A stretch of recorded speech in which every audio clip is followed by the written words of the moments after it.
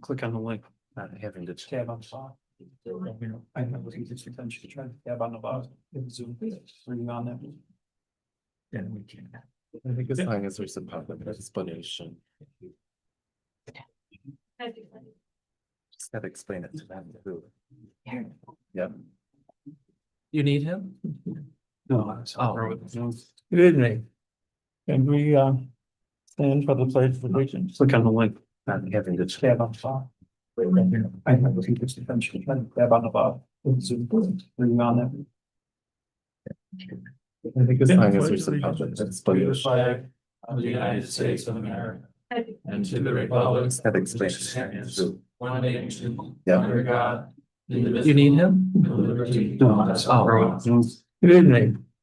Can we stand for the pledge of allegiance? Click on the link. Not having to tab on the bottom. I know what he gets attention to try to tab on the bottom. Zoom, reading on that. I think as long as there's a public To the explanation. flag of the United States of America and to the republic That explains it. stands one nation Yeah. under God. You need him? With liberty. Good evening. Can we stand for the pledge of allegiance? Click on the link. Not having to tab on the bottom. I know what he gets attention to try to tab on the bottom.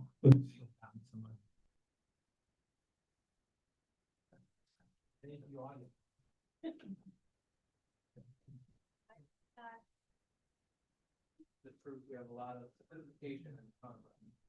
Okay, thank you.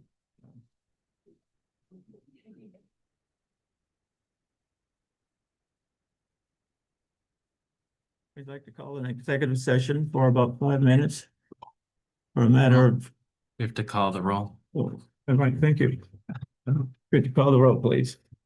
Councilperson Tice, Here. Councilperson Rizzo, Here. Supervisor Jenkins, Here. Washington, Here. Councilperson Brown, Here.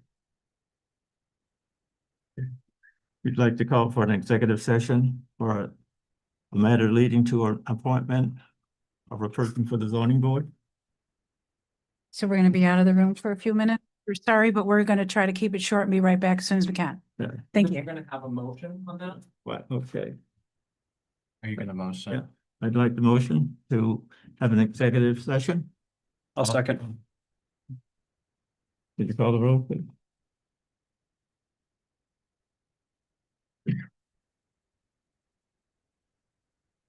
Councilperson Tice, Yes. Councilperson Rizzo, Yes. Supervisor Jenkins, Yes. Councilperson McFlash. Aye. Councilperson Brown, And so the minutes will reflect that it's the executive session for the purposes of discussion. Thank you. Be right back.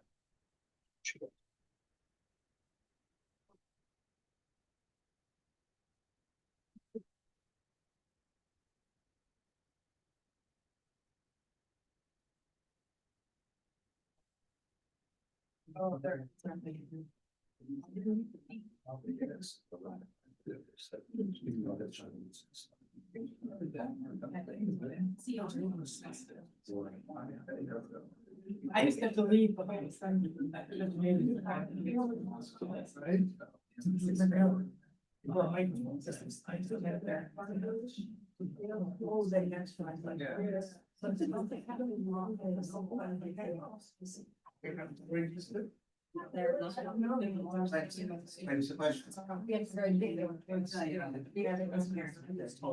don't do anything else? We needed someone. Yeah.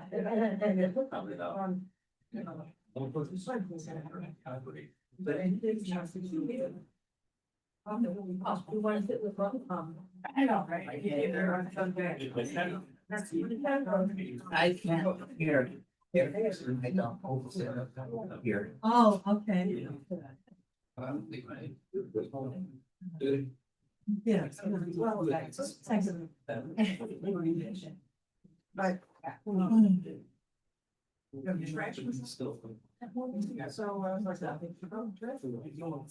Executive session. We're having an executive session to talk about some crap about hiring somebody. Oh, the executive. No, For the, no, it's something, it actually. Yeah. Yeah.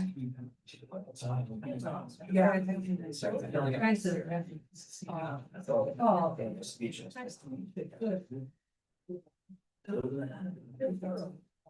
So, I was 4 years. Oh, I just.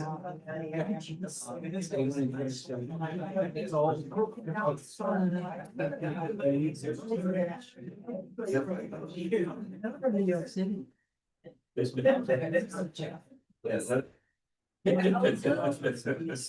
I much prefer about the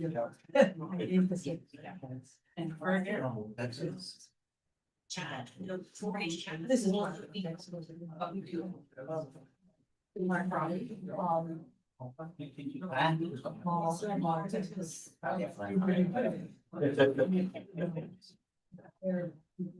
so.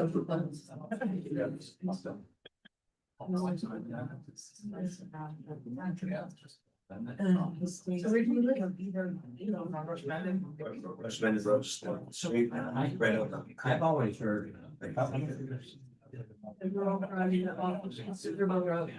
Oh, okay, Spring Road. That over? No. The other way, Towards Avon. towards Avon, yeah, that's pretty too, it's over by Word. Sorry. They're on 15. Oh, this right there on. We're off of this river. It's like, and we're right, you can see that. Every night, it's like 24 hours a day that I'm there. So I love this river.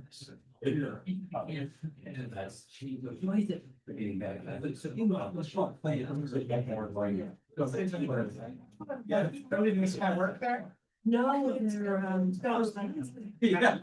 they're putting up some. Yeah. Like. They leased for grant. They're drilling. Oh, wow. Concern is that it's. Oh, wow. I know they do to that. I mean, that's. It's a high. Oh, and so does our. Body parts. He's gotta go close that. Yeah, that's the way I go. Okay, that never. So apparently. He's an engineer about.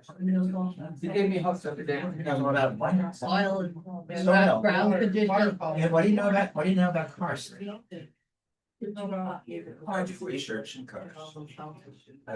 I should sit next to him. I think somebody. I'll sit next to you. Yeah, somebody. The whole project goes on coffee, that I said, that's a mistake.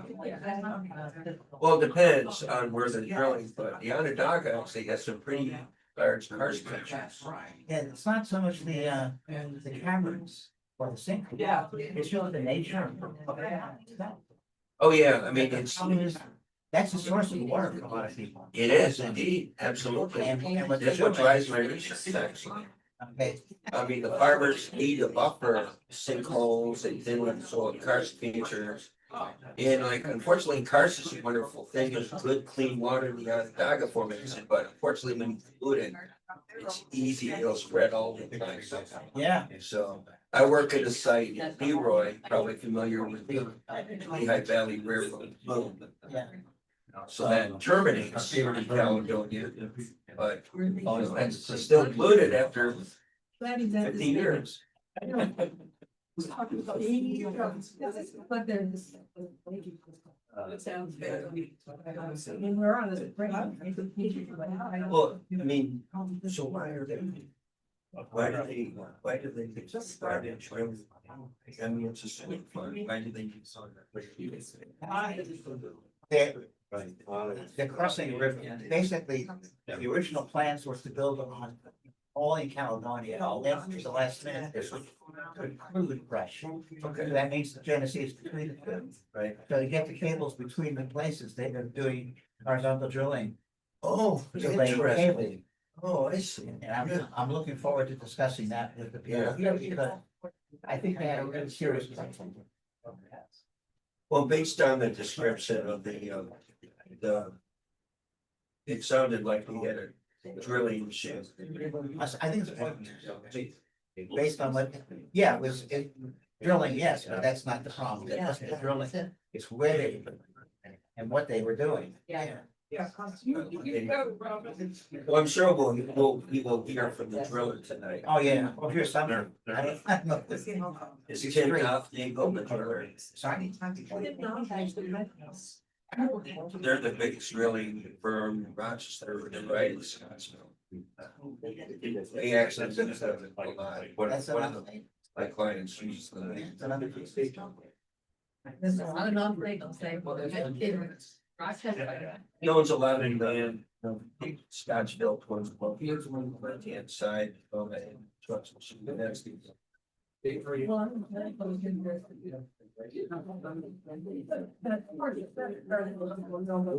I'm just curious. Oh, I didn't already do it. When they do it. So they got the kind of capital. But you might want to be instead.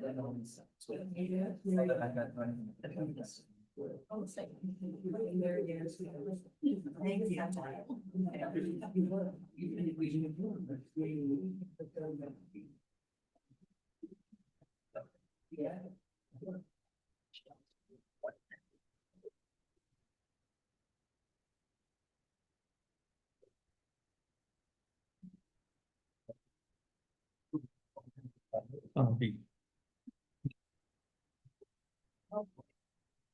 I gotta start opening the meeting.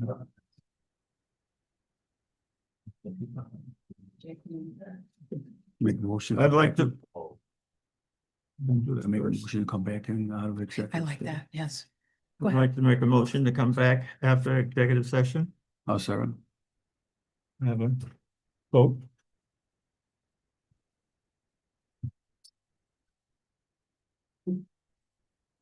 Councilperson Hyde, Yes. Councilperson Rizzo. Yes. Supervisor Henkin, Yes. Councilperson McLaughlin, Aye. Councilperson Brown, Aye.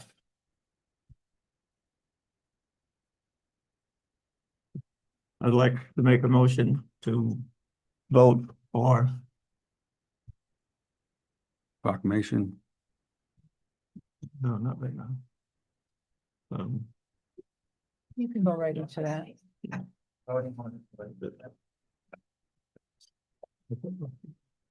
Maybe something else.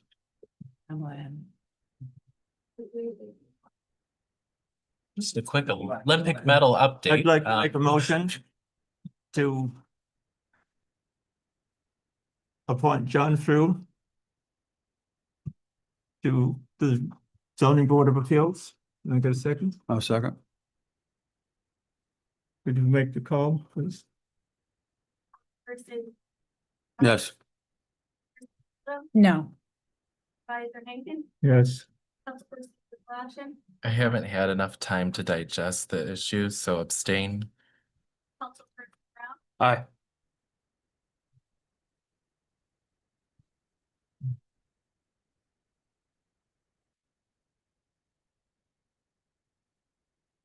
I'd like to welcome everybody to the Rush Town Board meeting, February 11th, 2026.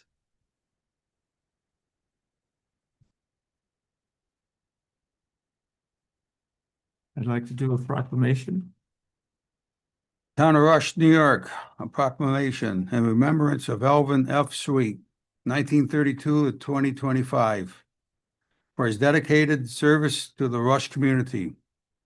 Whereas we remember L. Sweet, who passed away peacefully on January 25th, 2026, at 93 years of age, who was a highly valued member of our community, who was a loving husband to his cherished wife, Nancy, for 67 years, who was a father, a grandfather, and a well-loved member of his family, who was a well-respected leader and former chief of the Rush Fire Department, and a beloved member of the department since 1952. And whereas we appreciate Ellis Sweet for all his remarkable contributions to the health, safety, culture, and traditions of our community. And whereas we are grateful that Ellis Sweet moved to Rush with his parents in 1950 to make our community his home, where he has been a model citizen, meeting the highest standards of professionalism, teamwork, selflessness, and earning the respect and admiration of his family, his fellow firefighters, and all who had the opportunity to meet and work with him. And whereas we celebrate Ellis Sweet's legacy of service and leadership that will continue to inspire youth and citizens of all ages and be actively engaged in service to their community. Now therefore be it resolved that Alvin Sweet was an exemplary citizen of our town and has made enduring contributions to the safety, spirit, and well-being of our community and deserves our acknowledgement of gratitude, recognition, honor, and respect. With this resolution, the official minutes of the town board will include this proclamation, and in doing so, this remembrance will be included in the permanent historical record of the town of Rush. Thank you. And we will be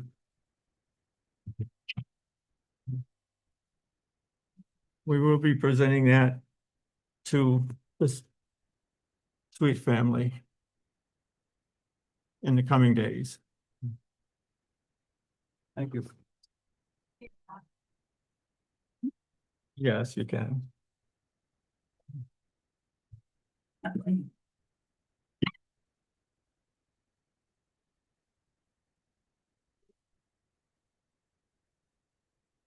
there's some question that we have in terms of our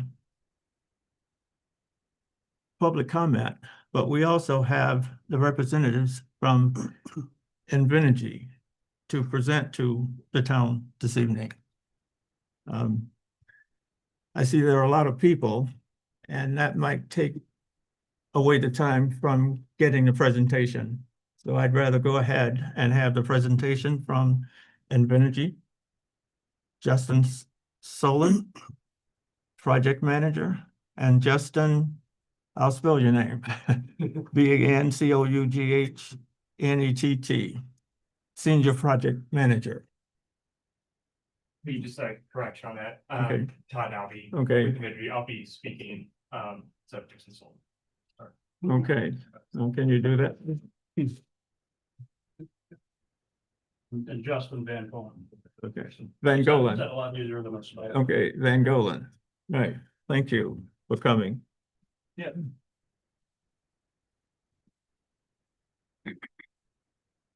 Is it helpful? Is the mic on? Does that work? I can hear it. Yeah, Yeah. it's on. Okay. Right, not very well. Right in. Thanks, Amber. Hello, everyone. My name is Todd Nobby. I'm on the development team at Invenergy. I'm one of the primary point of contacts for the Horseshoe Solar Project. Thank you, Lee, for having us tonight. As a lot of you may know, well, so first, before I get started, up here with me is our Senior Director of Project Management, Justin Van Conen. He oversees a lot of our construction on our projects in New York State. Also have Justin Solon, who's the project manager. He's here tonight. Justin is one of the lead project managers overseeing construction here at Horseshoe Solar. A lot of you may know us here in this past December to provide just a general update on Horseshoe Solar and kind of an outlook for this next year. Kind of since then, just so everyone's on the same page, we have started construction on a limited construction activity. Those are those horizontal directional drills underneath the Genesee River, which we received approval from the Office of Renewable Energy Siting back in November of 2025 to proceed with. So over the past 5 weeks, we've been mobilizing, performing site preparation, and have started the initial drilling work for that scope of work. So tonight we just want to, give everyone kind of just a construction progress updates. With this initial start of construction, we have been, receiving a few more concerns about the project, the activities, and we just want to kind of relay our information, make sure everyone is, receiving information from the same source, work with the same material, and informed on what's going on with our project today. So, Justin, would you like to give a overview of what we've been doing so far? Yeah, again, like Todd said, it's a fairly limited scope of work that we're performing out there. For those that aren't familiar, we're performing 7 horizontal directional drills, which is a lot of folks are probably familiar with this. It's used in all sorts of civil construction. You probably have seen them on the side of the road boring. What's that? Well, We'll get into a few of those when we do comments, but the bore is gonna be roughly 60 feet below the river in the place that we're doing it. HDD bores can range from 5-10 feet below the surface to hundreds of feet below the surface. It's a very common technique, so. What's that? 60 is quite a bit. You know, it can be much deeper, but. So those conduits are 8-inch conduits that we're gonna be putting across the river there. Again, it's a common infrastructure technique, the boring is. Anticipated schedule. So we started in early January, as Todd said. We expect to be wrapped up sometime in April. So the actual drilling portion of the work started in earnest roughly a week and a half, 2 weeks ago. Last week, site had to pause for a few days with a combination of some higher than anticipated groundwater and the extreme cold that I'm sure everybody here experienced. So we should be getting back on with that in the next day or so. And excuse me, and I think we're still on schedule for that mid-April timeframe to complete the work. So, well, Conservation came in. well, we work with it. Environmental, what was it, you guys? Yeah, DPS and DEC make, Because of the drilling. they make regular visits to the site as part of our permit under the ORES. So the DPS is there. Thinking before that drilling happened. Like on, what was it, February 6th? Multiple. I can't tell you exactly how many, but yeah, they've been to the site. That day. How come the drilling stopped that day? Because of the groundwater conditions and the site's ability to take. It was just too cold? Well, the groundwater is being managed on site. It gets processed through a dewatering facility and put back into the ground. So, I mean, I'm happy to take more specific questions if maybe you want to follow up afterwards. I don't know if. Yeah, I mean, when we're performing underground construction activities, it's common to encounter groundwater. It's common for groundwater to surface. Well, so for us, it's not common. This is a major, major concern of ours since the beginning of the project. Major concern, actually. Yeah, for just to, I guess, maybe put some minds at ease, the amount of water that we're. Groundwater and our wells. Yeah. Since the very beginning. Yeah, so the amount of water, just for context, that we're managing at the site is roughly 20 to 50 gallons a minute. Which is about what a 3/4 or 1-inch pump, well pump traditionally pumps. So we're not dewatering the river or impacting the groundwater table or anything to that level. I'm sorry, I think we should probably let that continue with the presentation. There will be. It's after going. I You're right. It's actually not. It actually is. Excuse me, ma'am. It actually is to ask questions. No, As it's they're not, going. ma'am. They're giving a presentation. They've been invited to give a presentation by the town board. You have an opportunity to provide comment 3 minutes. right after this. You 3 do. minutes. I got 3 minutes. That's right. Yeah. Yeah, So but please be I'm respectful. asking them. Please that's not, you don't have an option to do that. I do. You do not, and Anyway, if you go on. don't follow I the will be rules, respectful and I won't do it anymore. thank you. And I guess the last comment specifically about the HDD that I'll make is everything that is used in the HDD process is all well water safe materials. So it's the bentonite clay that's used, everything that's used as part of this boring operation is used anytime you call somebody to drill a well or do anything of the like. So there is no contamination here or anything like that going on. This is very common technique used during civil construction, so. With that, I don't really have any other details to share. Oh. That you're gonna need to close out with. No, I think you covered it. You know, we understand that there are concerns, questions, you know, I've talked with Lee yesterday about, you know, a way that we can start cataloging those, work with the town board, working with the residents to gather your questions so we can work on the appropriate way to get you answers. So. Okay. I appreciate you, thank you. I do have a question. So I heard there was an event and on February 6th, and there was a clanging noise, and that was something of concern.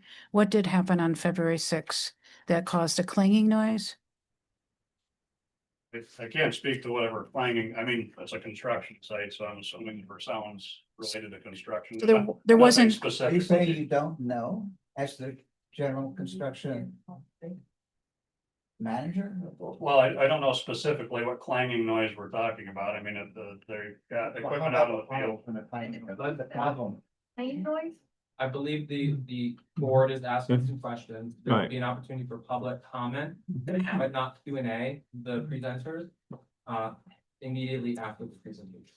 Yeah, the reason that the construction paused, like I said, is because there was more groundwater coming out than the site was prepared to manage. That combined with the extreme cold, now they're ready to manage that water, the 20 to 50 gallons a minute, like we said. And now they're ready to proceed with the construction. The clanging noise, I'm not sure what. you didn't experience that? Yes, ma'am. You're No, the lawyer for the town of Rush. Yes, ma'am. There is a presentation going. And I also wanted to ask, what is a typical width of an aquifer? Because you did say 60 feet, you're drilling 60 feet down. And it just so happens that my well, and I'm very close to the site, is 60 feet down. So I do have concerns of, and how wide, so if you've gotten into the aquifer, and I don't know if all this material in between mixes with the aquifer. And I do have a concern about what you're doing. yeah, and that's, I mean, aquifers can vary, and I'm not a geological expert, so I don't want to tell you what a typical aquifer width or depth is, but. That's the part of the reason that all the materials that are used in this operation are well water safe materials, so we're not injecting anything into the aquifer or drawing anything out of the aquifer that would cause an issue with a well. I just wonder when the bedrock, when you penetrate the bedrock. We're not in that.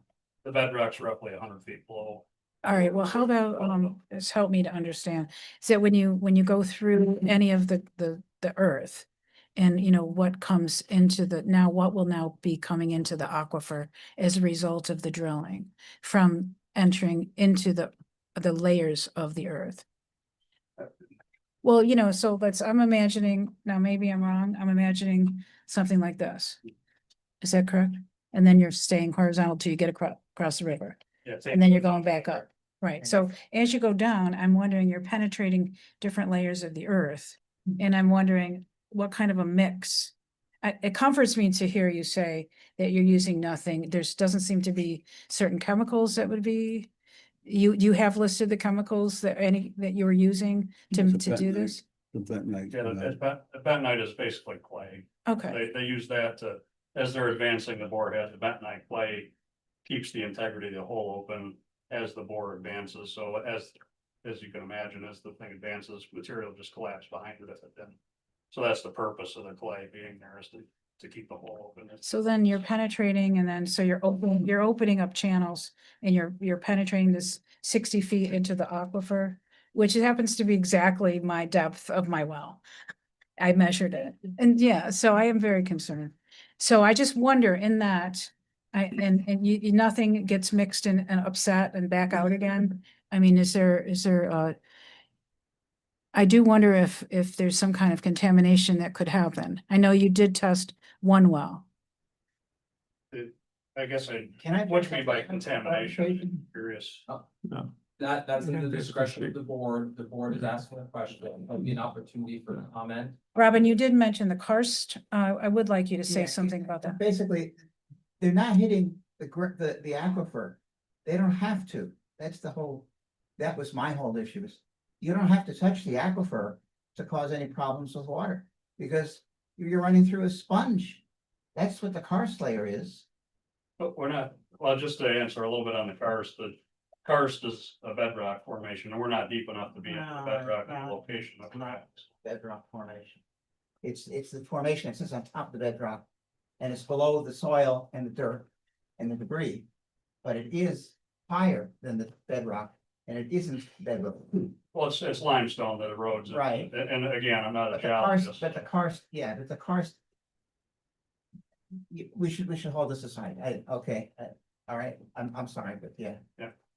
Just point of order, do you want further back and forth between the presenter and the audience, or do you like us to keep it to the board and the presenter? Okay, well.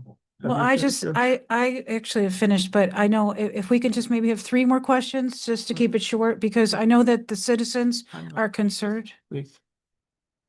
I'll be calling if. So now we're ready for public comment. 3-minute requested.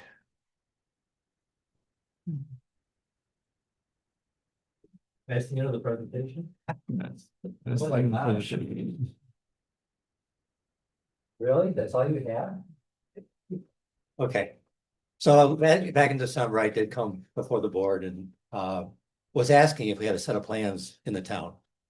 Have you provided a set of plans to the town? All our plans are available on the Department of Public Service website on our. Yeah, all disjointed, over here, over here, over here, over here, over here. I have not found a complete set of plans on the DPS website. But so. Can you just put your name for the record? Sorry. Just can you say thank you? 100 Woodruff Road. The comments be directed to the board. Right, yes. All right, Oh, I know. okay, so. Dan, aren't you attorney? Excuse me. Thank you. Comments are supposed to be directed. Okay. Interrupting the town's business. Please allow him to finish commenting. Yeah. I'm just explaining that comments are to be directed at the board, not towards the Will do. presenter. That's all I'm explaining. Appreciate that. So I guess the Aura issued a permit. Do we have that permit copy? Do we know what the conditions of the permit are? Do we have a set of plans? Do we have the boring report? I can't find that on the DPS site. On the set of plans, which I mentioned back in December, there it has boring information on the plans for the directional drilling, does not list where I could not find the water level that they encountered in those borings. Assuming that it's 60 feet down, it could even be shallower because wells are typically 60 feet away from the, I know on my road, they're 60 feet deep on the road level. It could be 40 feet, down by the river. So we don't have that information. And I don't know who the driller is, what company, and are they experienced enough to even take on this project to cross the Genesee? Do they have any experience in crossing the Genesee River? So this whole, I did a project down in Southern Tier with directional drilling under 12-inch pipe under the Cohocton. They did not use bentonite. They did not need it. So I'm just curious why they had to put a shroud in behind the boring device so that the cobbles would not fall back, material would not fall back to inhibit the boring process. So these are all things that I'm wondering, has the Invenergy supplied all this information to the town as far as, and then the other question I had is hours of operation. Is that part of the permit, the ORAS permit? I was out at midnight and I heard the operation along the river. So, from my house, which is, half mile away. So there's a lot of questions I have on this whole process and who's actually overseeing it. What are the conditions of the permit? Who's overseeing that permit and who's enforcing it? Is there an on-site engineer that's doing construction management as an independent overseer of the work? Those are my questions.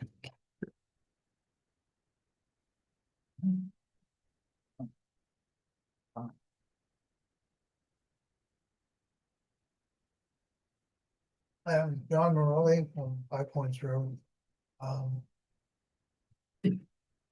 early on, there was discussion about checking people's wells. And that was somehow pushed aside.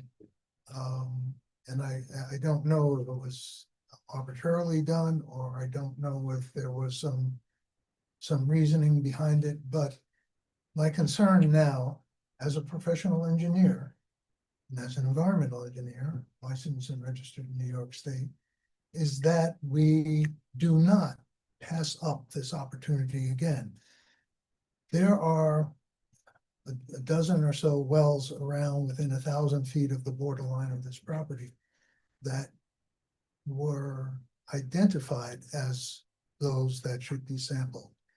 And in view of the fact that they hit the karst and, you know, are having a problem now, I do not recommend that the board wait any longer, or that anyone wait any longer to test all these wells, because you won't know whether the homes are being affected or not if you wait too long. So because this drilling has begun, it's time to do that drilling, the testing of those facilities as well. Thank you.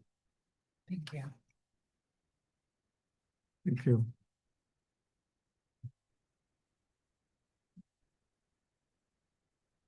Nobody else? Anyone else?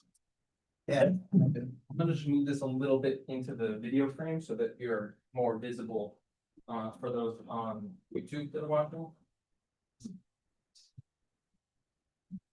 Yeah, it should be visible now. I prefer being invisible. All right. If everyone can hear me, this is how you have to talk into this microphone. Same thing with the town board. Am I talking too loud now? No. I can pull it down now. Louder. Okay. Amber Corbin. Rush. My topic, work hours for the Horseshoe Solar Project in Caledonia and Rush. My background on this matter. 2018, became aware of the Horseshoe Solar Project. 2020 to 2023, I was elected to this Rush Town Board on this matter. I served as the town board solar liaison for those 4 years. I worked on and voted aye to the Horseshoe Solar Host Community Agreement and Road Use Agreement in 2023. I currently serve on the Town of Rush Solar Advisory Group established by the town board, resolution number 2026 and 2024. We are currently, this solar advisory group, being prevented from participating with Invenergy. October 2025, I attended the pre-construction meeting in Caledonia for the horizontal directional drilling as a representative of the solar advisory group of the town of Rush. I live in Rush. I'm on the east side of the river and have been able to witness the current work going on for the horizontal directional drilling of the Horseshoe Solar Project. Now, the town of Rush and Horseshoe Solar Energy LLC negotiated and agreed to a host community benefit agreement signed August 14th, 2023. This current town board, none of you were on the board in 2023. You need to read it and make sure we as residents of our town are being protected. Section 7 of our host community agreement that we are abiding by. 7.1, noise and construction hours. The siting permit allows construction hours from 7 a.m. to 8 p.m. Monday through Saturday and 8 a.m. to 8 p.m. on Sunday.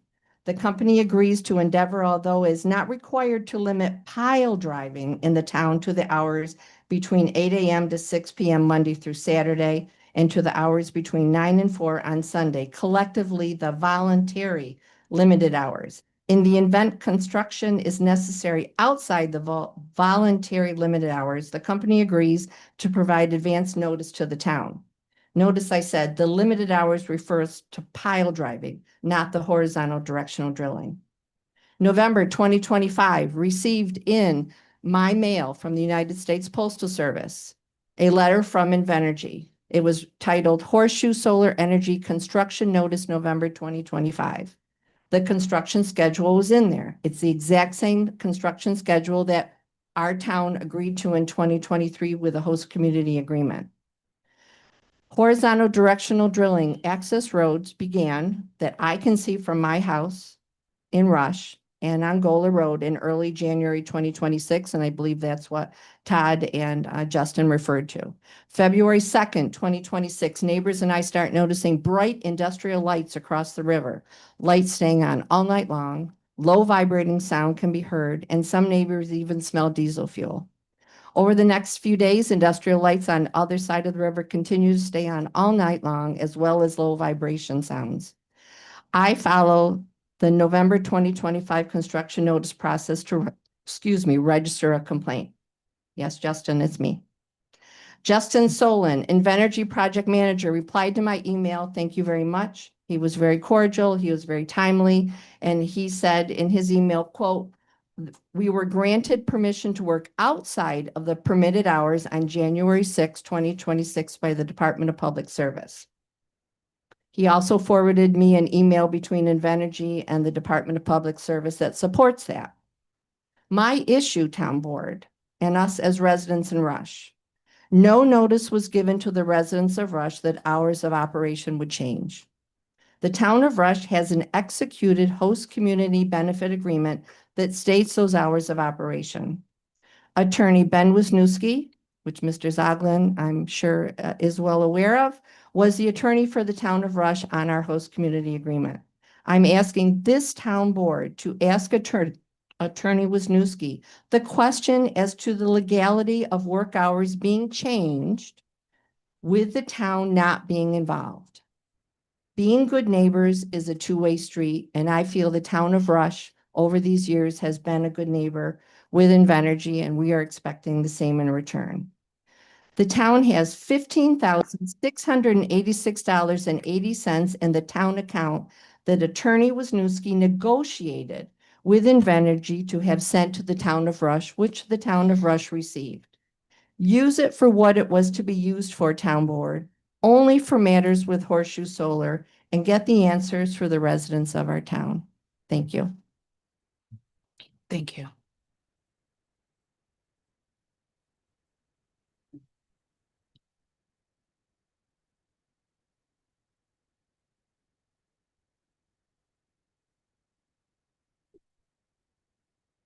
Good evening. My name is Janet Glocker on Rush Henrietta Town Line Road, but I'm speaking tonight as a member of the Solar Advisory Group, which Amber just noted. We support Councilman Keyes and the town with information pertaining to solar. I want to preface my remarks on the host community agreement by first quoting from a Gary Abraham November 2021 letter to Nancy Herder at the State Office of Historical Preservation, sometimes called SHPO. In 2021, Mr. Abraham was an environmental attorney hired by the town to protect our solar interests. Quote, "Your June 9th, 2021 letter to Andrew Davis, DPS, notes that archaeological sites were identified within the project area, but concludes that because Invenergy will avoid these sites, no further Phase 1B or Phase 2 archaeological investigations are warranted. Your letter ends by stating that your office has no further comments on the project proposal. The Tupiola report, however, provides new information that calls your conclusion into question. In the first instance, Invenergy's consultant, Pan American, was directed by the applicant, that is Invenergy, to sample soil at selected locations down to a depth of 4 inches. But Invenergy proposes to drive tens of thousands of piles up to 20 feet in depth and to excavate 52 miles of 5-foot deep trenches. It's not reasonable to conclude that all native cultural resources within the project area were identified by Pan American.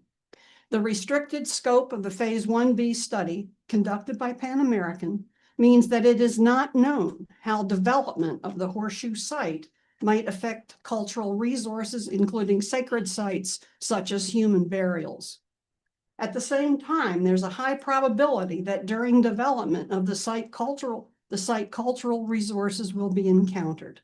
The Pan American study notes the site and its surrounding area were repeatedly occupied during historical and prehistoric times. The study and SHPO's regional archaeologist, Jocelyn Ferguson, acknowledged the existence of a large body of archaeological and historical research supporting the conclusion that the site setting is one of the most densely populated and important locations of native cultural resources in New York. This is part of the area where the horizontal drilling will go under. I now want to, I'm sorry, I'm going to keep going. I now want to reference a portion of the host community agreement negotiated by environmental attorney Ben Wisniewski concerning the town's retaining archaeological monitors. This individual or individuals must meet criteria established by the State Office of Historical Preservation. This is what the HCA says with some formatting for editing. It's in paragraph 7.12, historical preservation. The company, that is Invenergy, agrees to consult with the town before finalizing any historical preservation mitigation plan as required by the State Historical Preservation Office or the RS permit. That is underway with our town historian. The terms of the final historical preservation mitigation plan shall nevertheless be subject only to SHPO and RS permit. The town agrees that the monitoring plan liaison will not have stop work authority. The monitoring plan liaison may not enter the work site unless it provides in advance proof of workman's compensation insurance, general liability insurance, and the with naming the company and its general contractor as the insured. The monitoring plan liaison may provide input in an advisory role. The monitoring plan liaison shall have access to results or reports filed with SHPO that are produced in the course of monitoring. In the event the monitoring plan liaison conducts on-site monitoring, the monitoring plan liaison shall have the credentials that meet the state's requirement for cultural monitoring. If the town wants to have an archaeological monitor or monitors, we need to immediately begin the search to find and retain this individual or individuals. The Solar Advisory Group will assist in any way that we can. Thank you. I'll send a copy of my remarks tomorrow and respectfully ask that they be included in the record of tonight's meeting. Thank you. You would CC the clerk on the submission that I do that too. Thank you so much.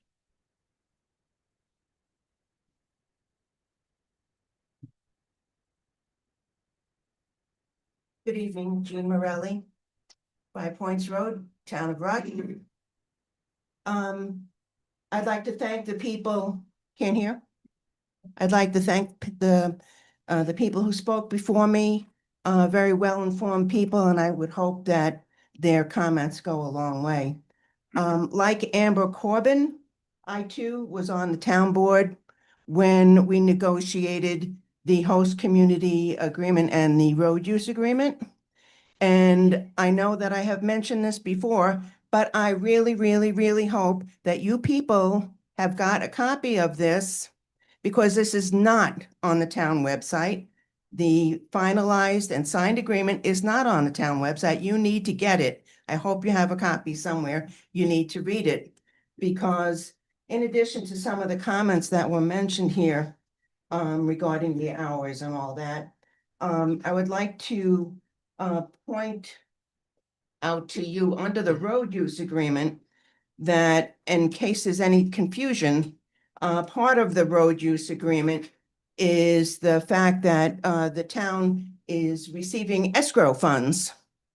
And the 25,000 that we received thus far is an escrow to be used by the town if we need an engineer or an attorney to go look and see what's going on over there. We have the money. 25 grand came in so far. We get a total of up to 75,000.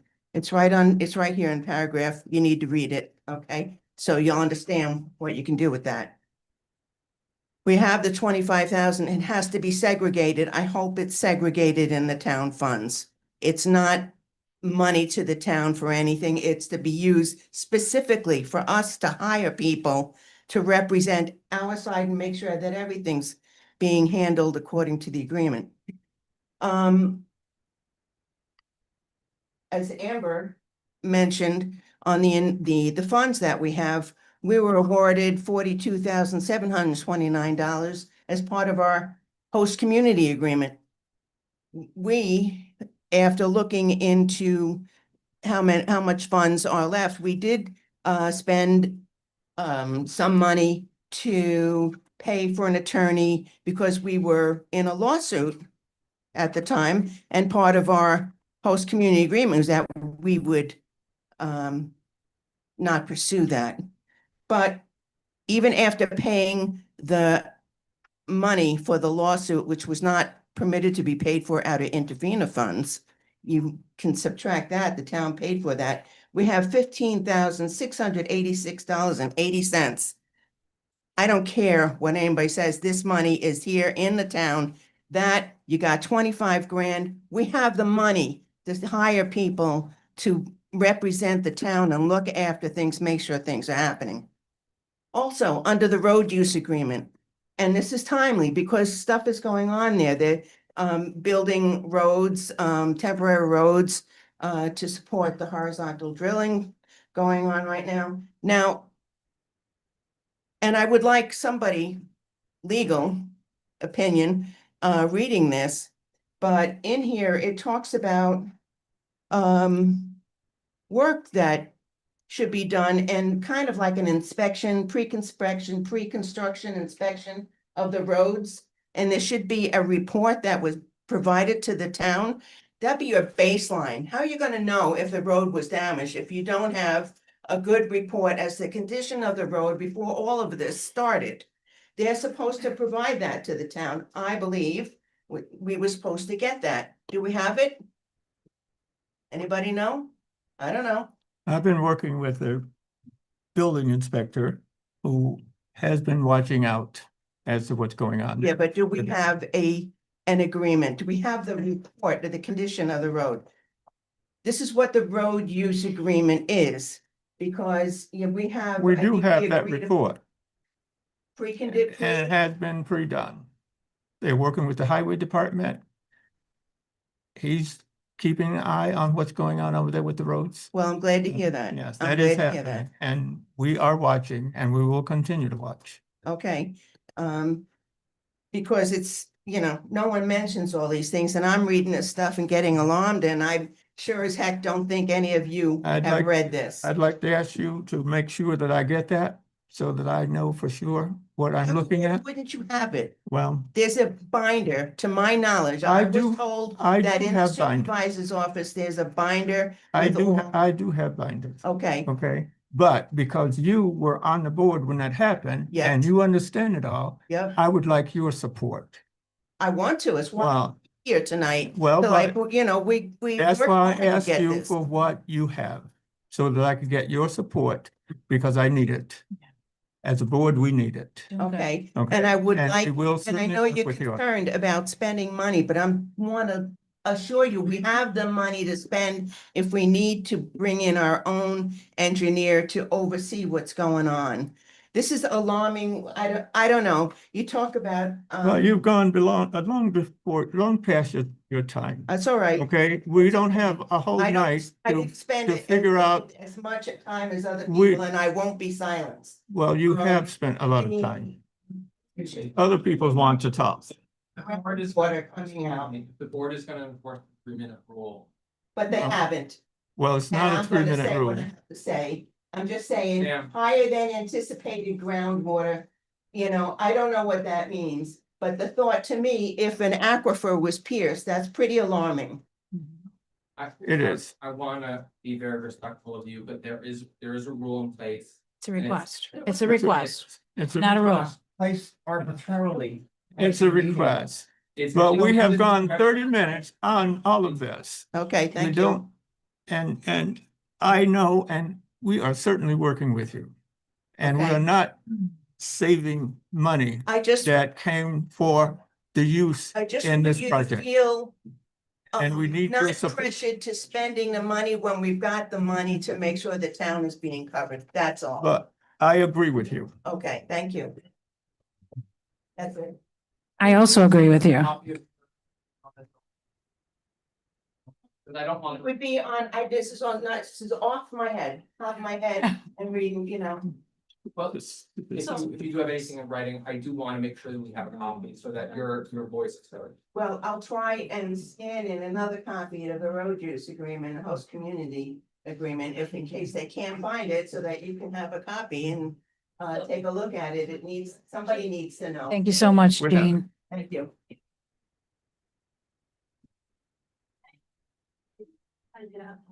Perfect. Okay, if I do that, I'll try. I'll try. I have an appointment, but I'll try. Good evening. I have questions. Can you move that back? Can you tell That was your name? because they can't see you on. And could you give us your name, please? Cindy Mack. Forward just a little. So if our well runs dry, which mine did over the summer, I've been in my house for what, almost 4 years, and that's never happened. What is, Come forward a little, Cindy, please. push it forward? Well, I wanted to direct it to him because it's a legality question. What recourse would we have? What recourse would we have?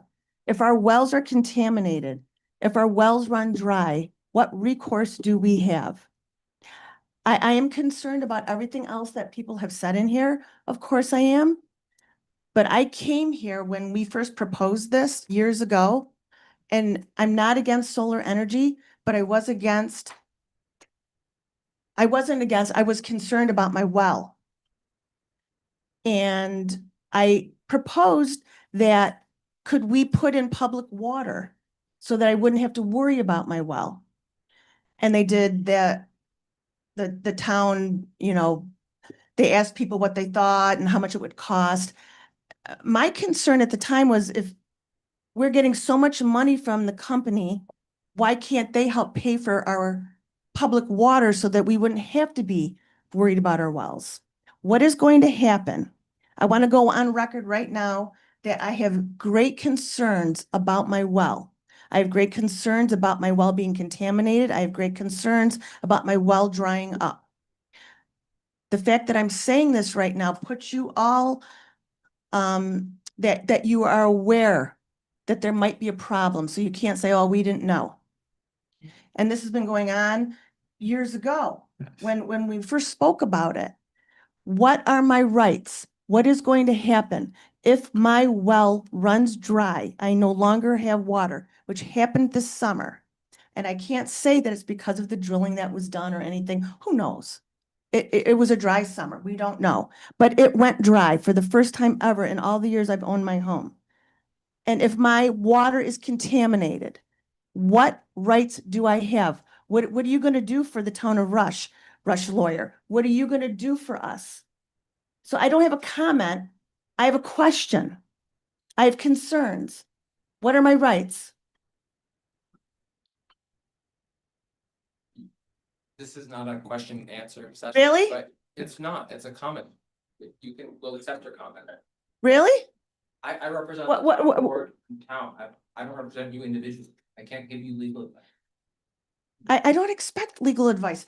As a town, not me personally, as a whole town, if our wells run dry, if they are contaminated, as a town, what rights do we have?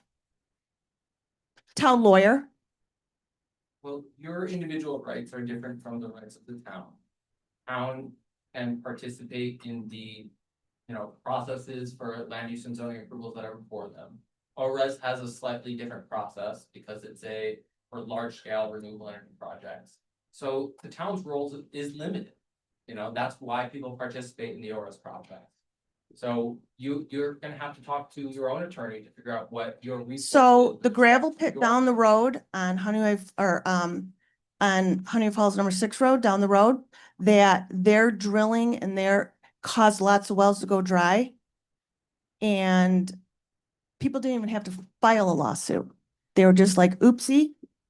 And they compensated everybody. Because it's kind of a well-known fact. When you drill into the aquifer, it causes problems. I want to go on record saying that. Okay, Thank you. thank you. Thank you.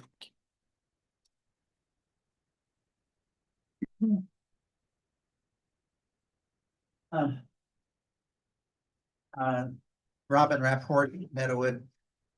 I'm very impressed with the people who commented. It's really heartening to hear serious concern from the town residents about this issue that I've been struggling with for the past couple of years as well.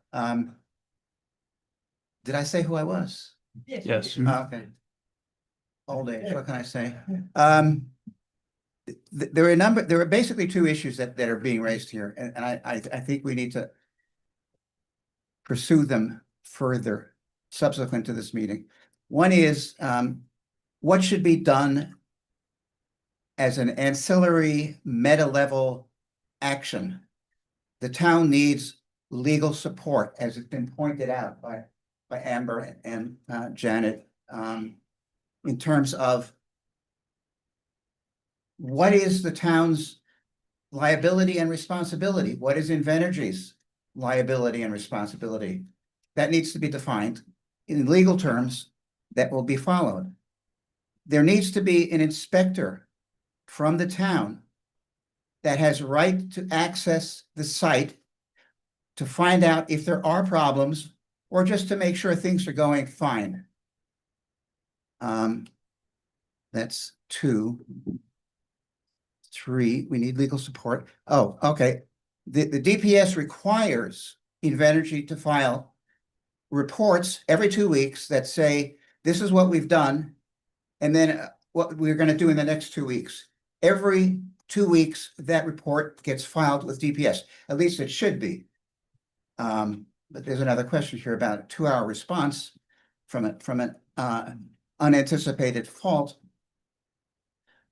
The town needs to get a copy of that. Right now, the documentation only says that the Department of Environmental Conservation and the DPS itself gets a copy of that. That's too limited. We need to get a copy of it as well. 2 hours, yeah. Whenever there's an unanticipated problem, action required that doesn't follow the plan, like what happened on Friday, the DEC and the DPS are supposed to be notified within 2 hours. Did you get notification? Did anybody get notification? Was notification filed? No. Well, you're supposed to be talking to the board. Hi, board. Did you get notification that not. it was I filed? did not. Okay. Do you have a way of checking to see if it was filed? All right, another question. All right, talking about, okay, the other, that was one series of issues. The other issue is where this is taking place. It's taking place on what has been called or defined as karstic soil. Basically, if you think of the plastic signboards that have or even corrugated cardboard that has channels inside, that's basically what karst is to a large point. It's water, it's soluble limestone. It's not bedrock in the sense that you think of this as the bedrock and we're not going to go any further. No, it's a soft stone that gets dissolved in water and has many channels. The channels are independent. They go all different directions, and they form the source of all the water in this town. And for a couple of 100 miles around us from the aquifer that sits underneath us, that the report from Invenergy basically brushed aside as saying it's not important, it's not a serious aquifer. That's where our water comes from. The issues that I raised back when I was the ad hoc representative for the town of Rush, attending the meetings for the DPS to originally cite this position, this location for Invenergy. The issues that I brought up were to build on this land is a very difficult proposition. It's dangerous, potentially dangerous, and needs to be carefully thought out and planned. That wasn't done. None of the documentation that Invenergy has used or released that I've seen indicates that any significant concern was dealt with as it pertains to karst soils. What I see is there were, when they tested the ground, they put in 25 to 50 holes variously spaced across the 2,000 acres or 3,000 acres. And they said, oh, okay, we got water in this one at 10 feet. We got water in this one at 4 feet. We got no water in this one at 50 feet. That's like throwing darts at the side of a house and assuming that you're gonna kill all the bugs crawling on it. I mean, it's absurd. The analogy is probably absurd too. I'm sorry, but that's the best I've come up with right now. The issue is not enough time or energy or intelligence was spent initially examining the ground that the site is planning to build on. Now, okay, I'm a resident in a location where I can see the work going on for the current horizontal drilling in Caledonia. It was fairly quiet. I was surprised to see it at all. I thought it was much further down the Genesee, but it isn't. And I was surprised to see it for the first beginning of January and into the beginning of February. It was very mild work. I mean, from my perspective, I thought it was very mild, very whining drone that went on in the background, and it was no big deal. And then on the February 6th, sometime around mid-morning, noises, clanking noises, okay, mysterious clanking noises. And then nothing, silence and drilling. And then for the next 4 days, nothing is going on, except I hear something about higher than anticipated groundwater. Well, that certainly sounds like somebody's busted through to some source of water, causing a problem. 50 gallons per minute for 4 days is 300,000 gallons of our drinking water that has disappeared someplace. I don't know where it went. It's been returned to what? To the Genesee. How is that fault been plugged? I mean, that's a good question. Mm-hmm. Is anybody going to ask that question? Because I'm asking the question. How was the leak fixed? And what actions will be taken in the future to assure any similar problems are dealt with speedily and the town is informed?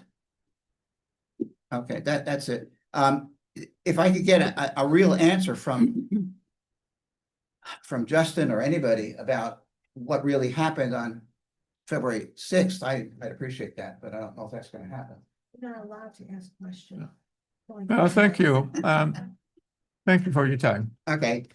Thank you, Robin. Like, Well, I would like to say something if I may.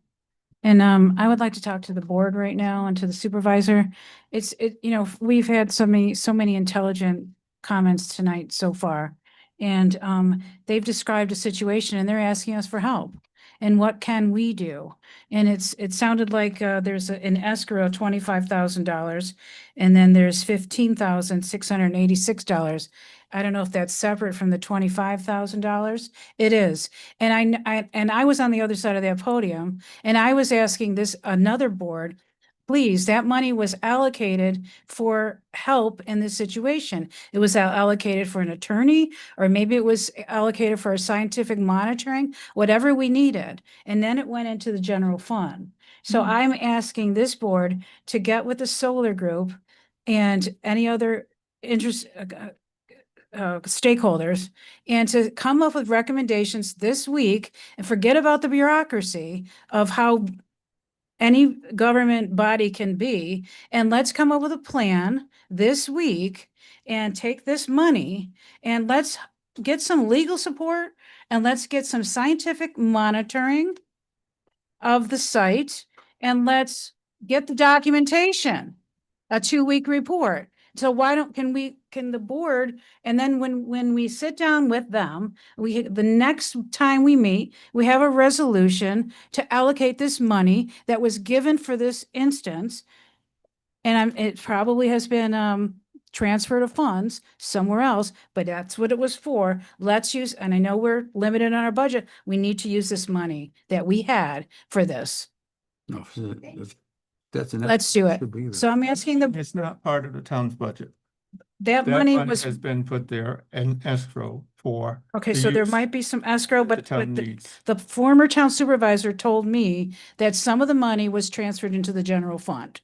And so now I'm asking for it to come right back out of the general fund, and maybe that's the 15, I don't know for certain, the 15,686, and then there's the 25,000 in escrow. Let's use that money to protect the aquifers, to protect the citizens. Let's get a plan going this week so that we can vote on it next week. I'm asking the board for that.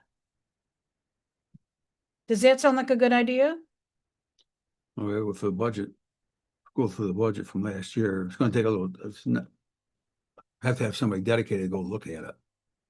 Yeah, I think we need to examine the budget to find those, but Some of the It's- budget is just back in the general fund, though. Some of it went right back, and I was told that by the former town supervisor. And then then we can find the $25,000 in escrow. so I think we need to confirm that with our finance director, just to see where that went. Because yes, something does need to be done. Obviously, there's a lot of people here. They didn't come for nothing, so something has to happen soon. I know that we can't vote on it next week, but maybe the next meeting. The next meeting is what I mean, yes. Yeah. I got a question, right? Can I ask a question? Well, Just, Supervisor. we need to move on to the rest of the. Go ahead and ask one. This evening. Quick question. Based on issues that we see right now, financial, management, legal, and the water issue. Can the town request a lawyer to stop work currently on the drilling? That I put that to you. I don't think we can do. Thank that you. without doing it. I don't know. Here's someone that hasn't spoken yet. Hi, Paul Richards, resident of Rush. I live right down the street, 2189 Rush Bennett Road. Just a suggestion here, if you want to get more detailed information about the background geology and who signed off on the permit, you can file a Freedom of Information request to DEC Region 8. They will have all the background information, including geological maps, borehole logs, and any kind of impact statements that were done. And then I think a lot of your questions might be answered by looking at that. I use them all the time because I'm a research scientist at Rockport. I'm a geologist, and they're very efficient about getting information to me, and I think it's a worthwhile thing to do. Thank you. Anyway.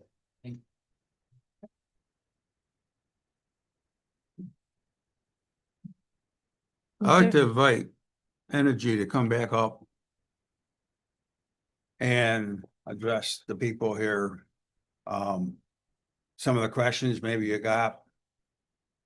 And quit the BS. Give us the straight shot, what's going on over there. We have got some information and you're only telling a little bit of it.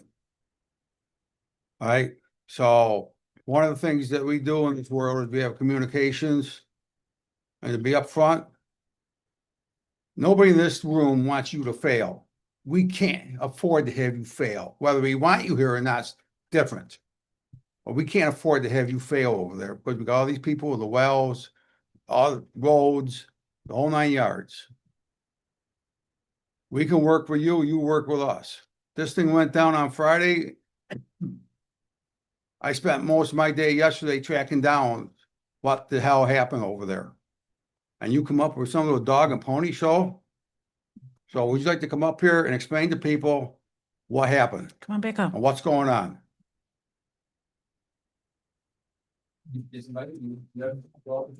Yeah, it's the hot seat. I'm telling you right now, it's the hot seat.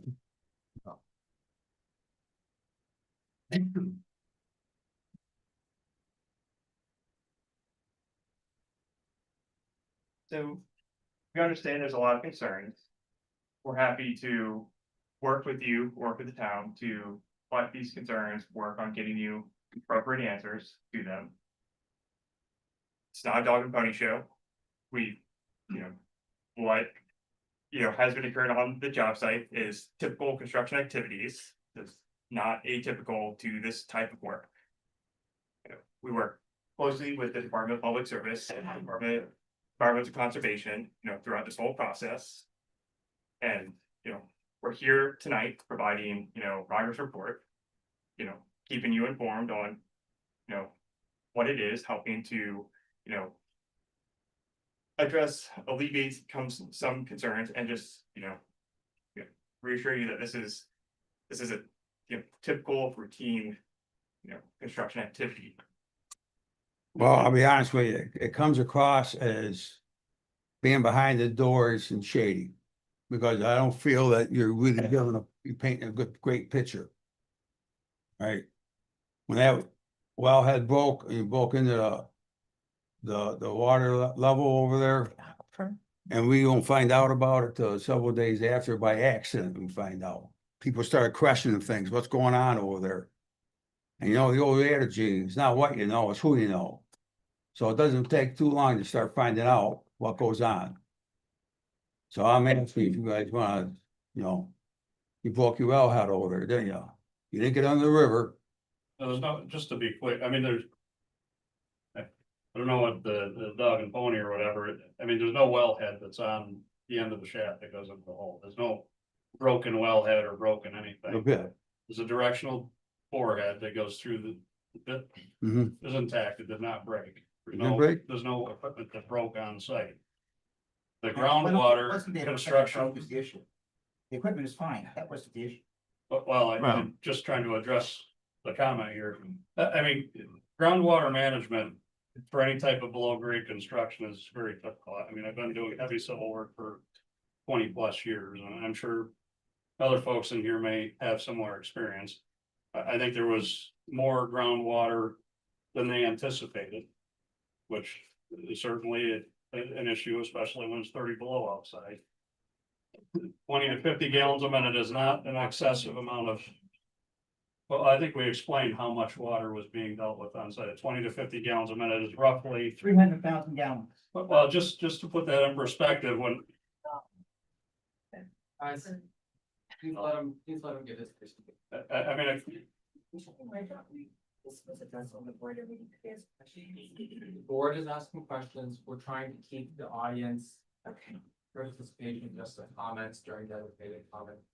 Just so that everyone can have an opportunity to speak. The board can ask questions. Everyone's voice is important. so the amount of water that, I mean, we've dealt with much greater amounts of groundwater in the past with other civil projects. The amount of water we're dealing with is roughly what anybody's typical well pump would be pumping out of the ground at 20 to 50 gallons a minute. So a 3/4 or 1 inch wellhead will pump that amount of water out of the ground. So imagine there's another house there instead of a boring operation and it's drawing water out of the same aquifer that everybody else, if that is an aquifer. So I guess I want to put that in perspective from that point of view. I mean, there's no trying to hide anything here. It's a very There's common not construction hide, technique. I'm not but- trying to come off that way, but Need to come out forthcoming and keep us up to date, like, just like we went from certain hours to operation to 24. Okay, we did track down, you went to the Borough of Energy in New York State, and they gave you right because you wanted to go 24/7 because of the boring. We made notices to Department of Public Service and to the town of Rush. We sent in writing and also communicated verbally with the supervisor that we were moving to a 24 our operation. that was sent to the dam over? Yeah, to Supervisor Hankin. What was that? The email was back in January. That you were moving to 24-hour operations? Yeah, for this work, we requested from DPS to move to a 24-hour schedule. The drilling commenced. So, Okay. and similarly, like, a couple of comments were made about like the road use agreement. Pre-construction road surveys have been complete. I mean, we're complying with all these requirements of the HCA and the road use agreement. I mean, I'm glad for that matter, we were able to come up here and speak again, because I don't think there's anything here that's really missing, and I agree, the town has the ability. You guys have escrow funds, if, you know, you wanna hire somebody to inspect the road, by all means, I mean, we're certainly wanna work with whomever you guys bring on. If you choose to do that, at this point, that's certainly within the agreement, so. All right, Bob, to be honest with you, the last 5 minutes, I feel more comfortable talking with you, the way you guys are talking, than I have the first time, and the other times I've seen you up here. Yeah. Well, I think we gotta have a good communication there. If you sent the lead, the email, then egg on us, because we didn't get the information, right? So. Well, the information is I out think there. maybe for the next update, it'd be handy to maybe do the public comment before the presentation, because I think maybe a lot of stuff came up that you guys were interested in. Frankly, I mean, we're just trying to give you guys a construction update on the schedule and what's going on. I mean, we're really trying to keep you guys informed, not trying to play. Right, because if we're informed, we can let the people know, so. We're solar advisory group when you're talking Supervisor Hankins, because we are Luther's eyes and ears. I'm And not, we don't know how to be effective for for Luther and the town if, Todd, you don't want us in on the conversations. I mean, I'm not familiar with the group, and I can't really speak to that. I mean, we certainly have the agreements in place with the town, and we're willing to work with and provide whatever information if you guys have on it. That's great. Somebody that's- What I'm hearing is that, Todd, when you are talking with Supervisor Hankins, if it's a Zoom call, either Amber or I or both, or if it is a personal visit, either Amber or I or both, so we can keep council person eyes involved. I think as just they're willing to work in town, I think that decision to have you involved is up to the town board, or to the supervisor. Yeah. I would like to have them involved, because I work I full also time. would. and Yes. So I don't have time to go to daytime meetings and things like that. We have a group here that's been dedicated by the town board to oversee, help manage, be the in-between people between the solar people, not just you, but all the solar issues that come up in town. So if I can get Janet, Janet and Amber. Amber involved on the email chain, myself on the email chain, then we can try to keep doing a better job, help you promote information. I Mhm. mean, that's what it comes down to. I mean, just say it's communication back and forth. As long as people talk, we can solve a lot of problems. Work through them. But it's when we don't know, we all look poor, right? And the 2-week report, would we be able to get a copy of the 2-week report as well? And the solar group that get that 2-week report? I think we do the 3-week look at it, we do it, that goes out to the agency. It's just a CC email, but we CC all the agencies. Would you be able to send it to the board members and the solar group as well? Yeah. Thank you. And just if there are any other comments from the public, I'd just like to remind everyone to please address them to the board, not to the presenters. Thank you. Thank you for coming back up here. Appreciate it, guys. Thank you. Thank you. Thank you, Luther.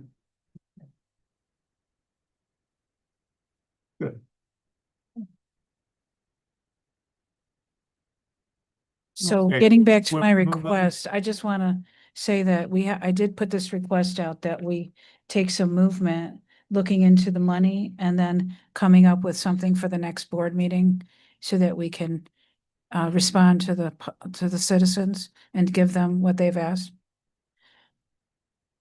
How do you, and can we try to do that? We will look into it, yes.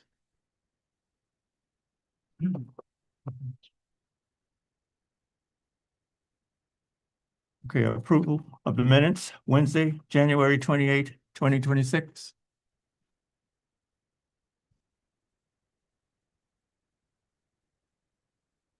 Do I have a second? 28th. 28th, I'm sorry. I'll make the motion to approve the meeting minutes of Wednesday, January 28th, 2026, as submitted by Town Clerk Hargrave. Do I have a second? Second. David. I would like to amend the minutes and add something that I said during the meeting, and I'd like to add this. So on January 28th, we were discussing workshop topics. And it says here, Councilperson Rizzo discussed an interest in creating a flood water management task force.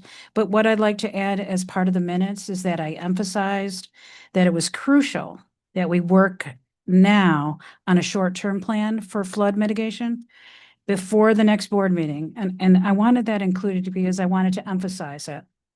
Before the snow melts and the rainwater comes, and that the next 4 weeks were very important. I've given a copy to Annette, and I wanted to make sure that was included in the minutes.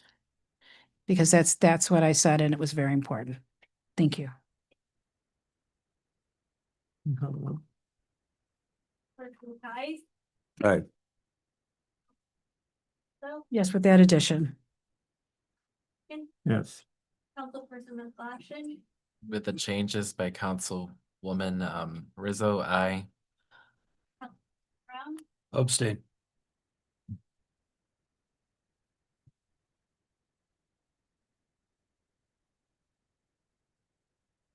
Transfer of funds, approval of the abstract. Be it resolved that having reviewed all vouchers on abstract 2-1 dated February 11th, 2026, authorizing a payment totaling $132,857.41, which includes Fund AA General for $107,477.74, DA Highway Townwide for $23,819.63, and LL Library for $1,560.04. Do I have a second? I'll second. I'd just like as a comment, I know I'm newer to this, and there's the what listed on like all the breakdown of what this is for. I'd like a why included in some of this. I just don't think there's quite enough information itemizing each of these things. And when I do my analysis of this, like why are we purchasing miscellaneous hardware? Like what's the purpose of it? That comes from the So- highway department. All of those are bills that are payable for services rendered. Or if there's miscellaneous expenses, recreation department. So, yep. the after-school program, they have to buy supplies for their kids. Yep. I just want to know, like, is there an event? Is there something special coming up? Just more. I'm glad you can answer it, but I just want the why, especially as we're looking at budgetary constraints and issues, the why behind it. So, but I'm fine with it for now.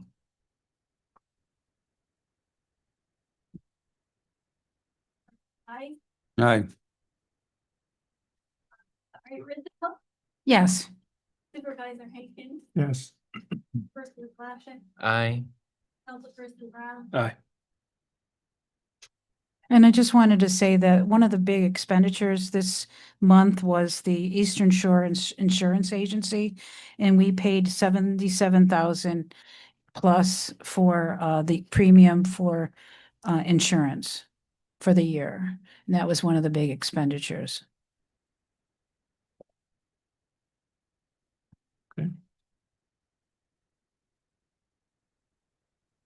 Reports from town boards and liaisons.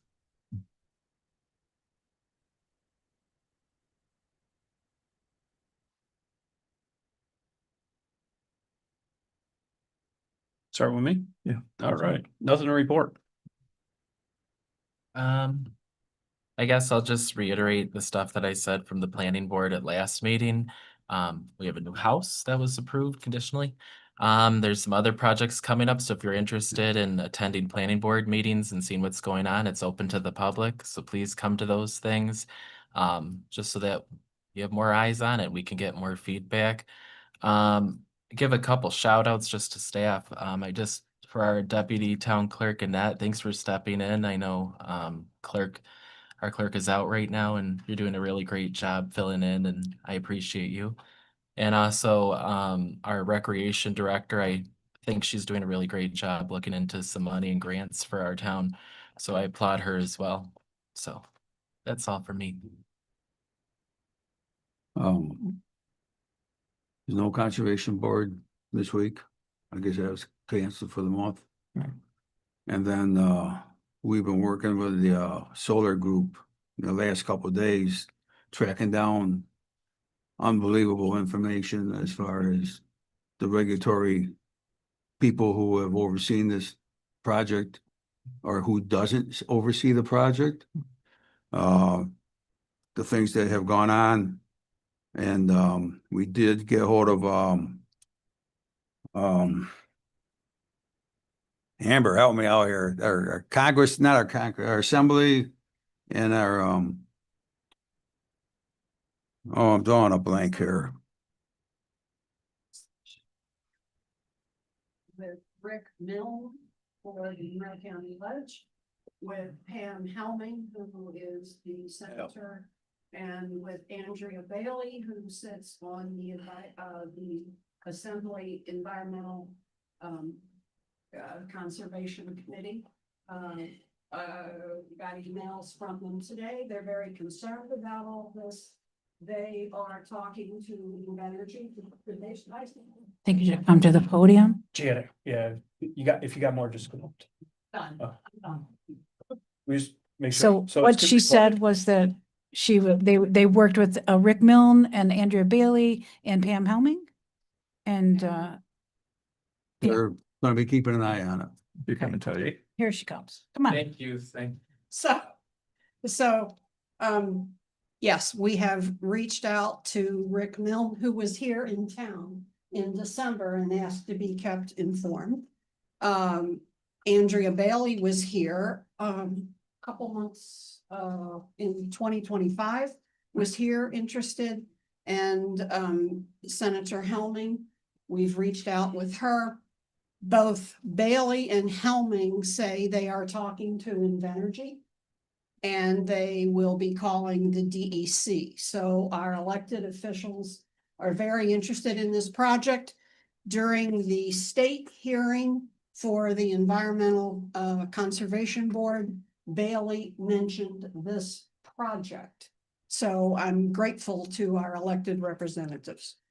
And I'll just say, when you were all in executive session, we could see who's in the waiting room. And Senator Helming was in the waiting room, but by the time you came out, she had left. So I think she wanted to be part of the meeting. Thank you. Thank you. So that's what was up to last couple. Oh, my report. So I'm the liaison to the zoning board, and the zoning board was not in session in January. They didn't have any applications, and the zoning board does not have a meeting in February. But I did have a meeting with the dog control officer. It just so happens we had a long conversation. And I think Supervisor, you're aware of some of the issues with the dog control officer, Michael Zora. And he is ending his appointment on April 1st. And I think, I don't know, I would like to at some point come into a longer discussion about the challenges of the dog control officer. But I do think that we should think about posting the job very soon for the new dog control officer. That job should be posted already. And I would like to have I'll give a longer report at the next meeting, because there's a lot that goes into what he's doing, and he's got a lot of challenges, especially because the kennel is not available yet, and it won't be available. Our partnership with Henrietta, it won't be available to maybe the end of the year. So he can't actually take any dogs. So Anyway, there's a lot of issues that go along with his job that I learned about today. I also, had a meeting, we were thinking about starting a stormwater and flooding task force. So a couple of us got together, and we met so that we could prepare a resolution and a description of the task force. But then, I'm disappointed, but, Supervisor Hankins assures me that he's got it covered. And I think he does. And I'd like to support you in any way that you need. And so, so he rather we not have the task force. And, so it was a disappointment for me, but, we did work on it and along with Luther. I really appreciate that, Luther. But I think we can still work on it and, I'll take the lead from the supervisor. So also, we did have a meeting with, yesterday, wasn't? We had a meeting with Mary Ellen Heyman and Carl Oss. And it was just so happens that we got in touch with a construction group. And it was called P and C and G Construction Group, also known as Power and Construction Group. And they're over on the west of the river, 66 West River Road. And the president of was met with us to discuss our flooding problems. And it was a pro bono meeting. And we just wanted to get our feet wet on the issue. So he met with us and also, and did I tell you his name is Scott Ingalls? And he also brought an engineer named Glenn Thornton with him. And they gave us some good baseline information. So I'd like to report on that a little bit next meeting, I think. So it was good. Thank you.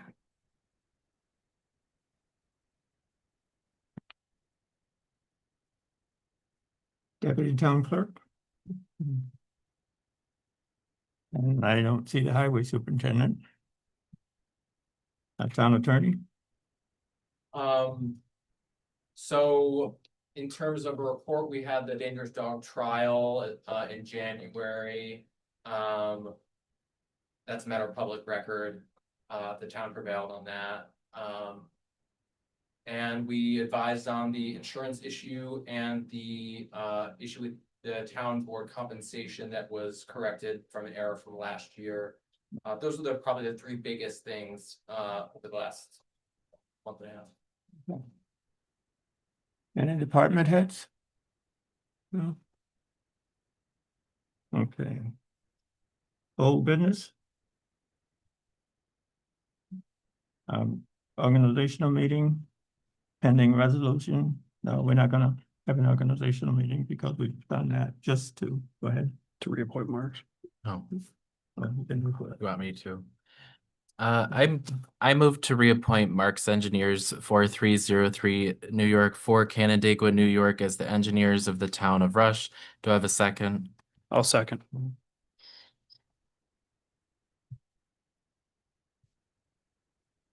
Councilperson Tice, Yay. Councilperson Rizzo. Yes. Supervisor Hankins, Yes. Councilperson McClashen, Aye. Councilperson Brown, Aye. This was also from the pending resolution from the organizational meeting. So I move to authorize the supervisor to enter an agreement with Marks Engineering 4303 New York for Canandaigua, New York, effective today is 2/11/2026. Do I have a second? I'll second. Can I just ask a question? They look like they're the same thing. I'm just a little confused.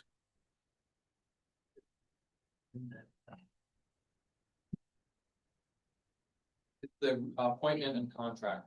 Right. Okay. Yeah. Thank you. Similar, related, but. Okay. You're right. Councilperson Tice, Yes. Councilperson Rizzo, Yes. Supervisor Hankins, Yes. Councilperson McClashen, Aye. Councilperson Brown, Aye. Okay. New business.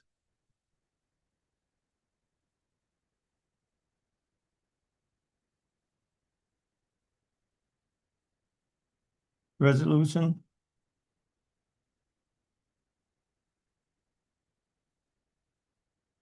On access to town attorney. discuss and. Okay.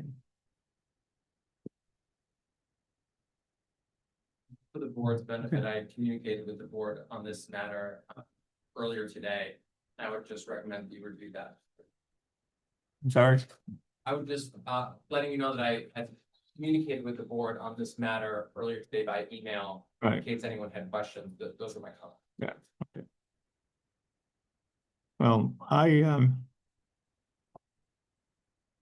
did research and also went to the New York State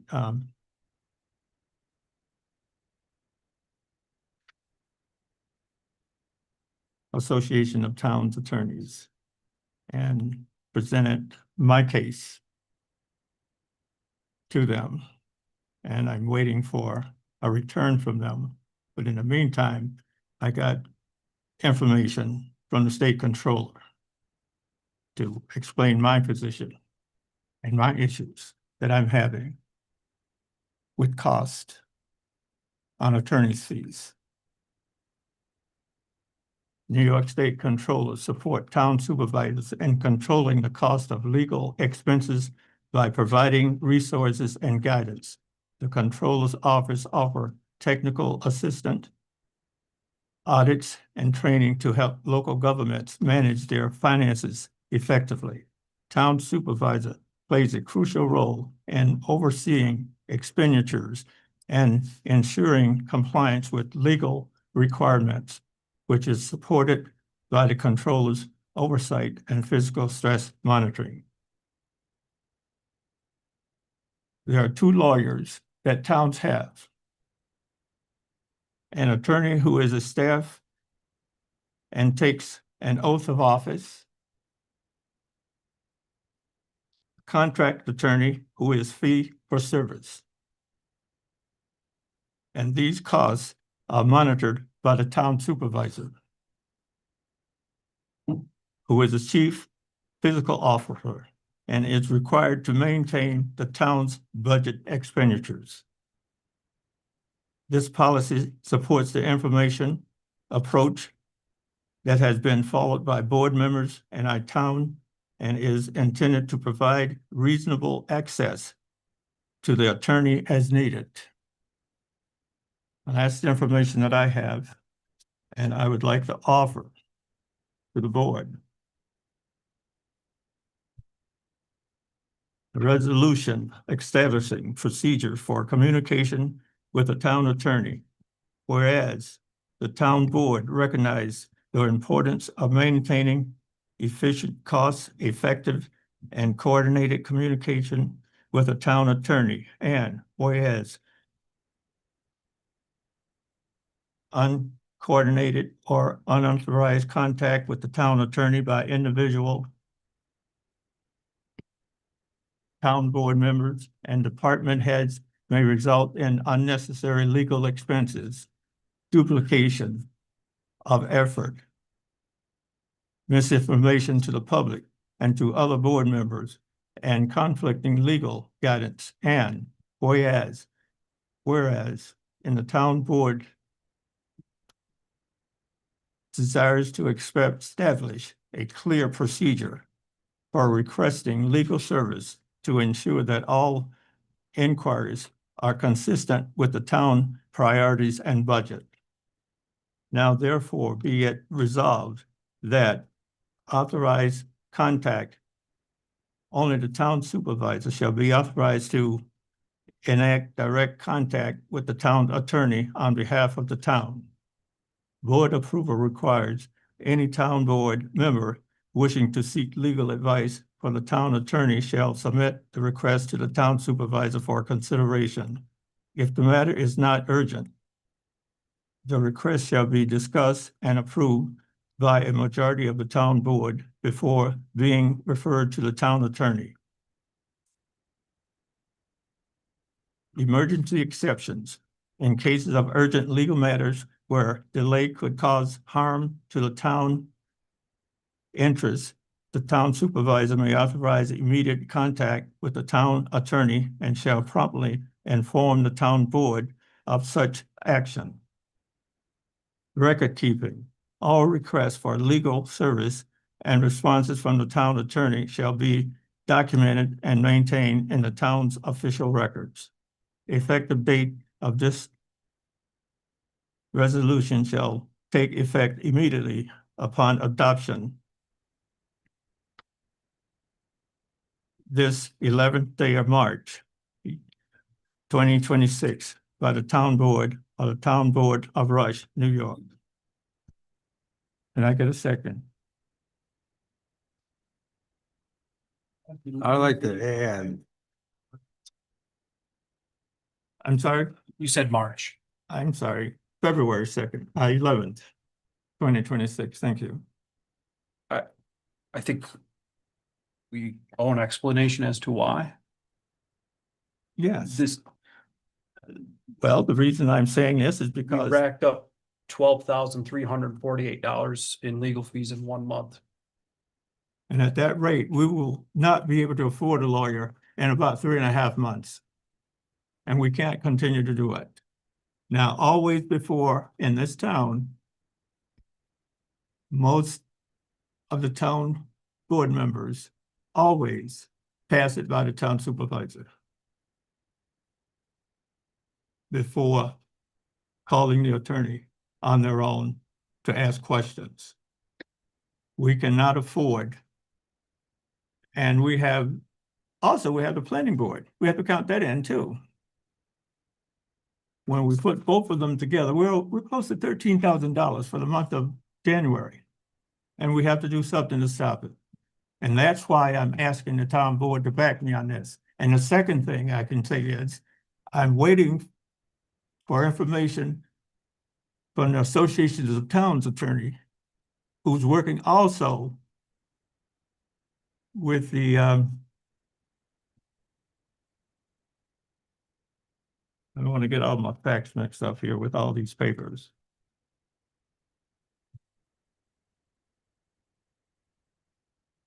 The state controller, that I will be getting information tomorrow. And if there's anything on here that the town board doesn't feel comfortable with, we can change it at the next town board meeting in 2 weeks. But we cannot. The information that I just received from the lawyer, I bet you we're gonna get a $300 bill for that. And we can't continue to do it. I'm not saying I disagree with you. I haven't even had a chance to read the email that was sent to us in the afternoon, which probably costs us money. So at this point, I might as well read it before I vote on it. Yeah. That's my feeling. Yeah, that's fine.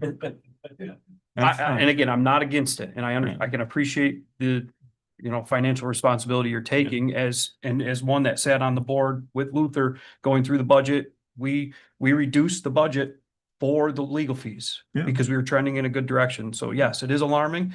I'm just not having a ton of background on it and not reviewing an email that was sent. I'm not comfortable voting on it right now. Well, we have time for you to do that email right now. He has it.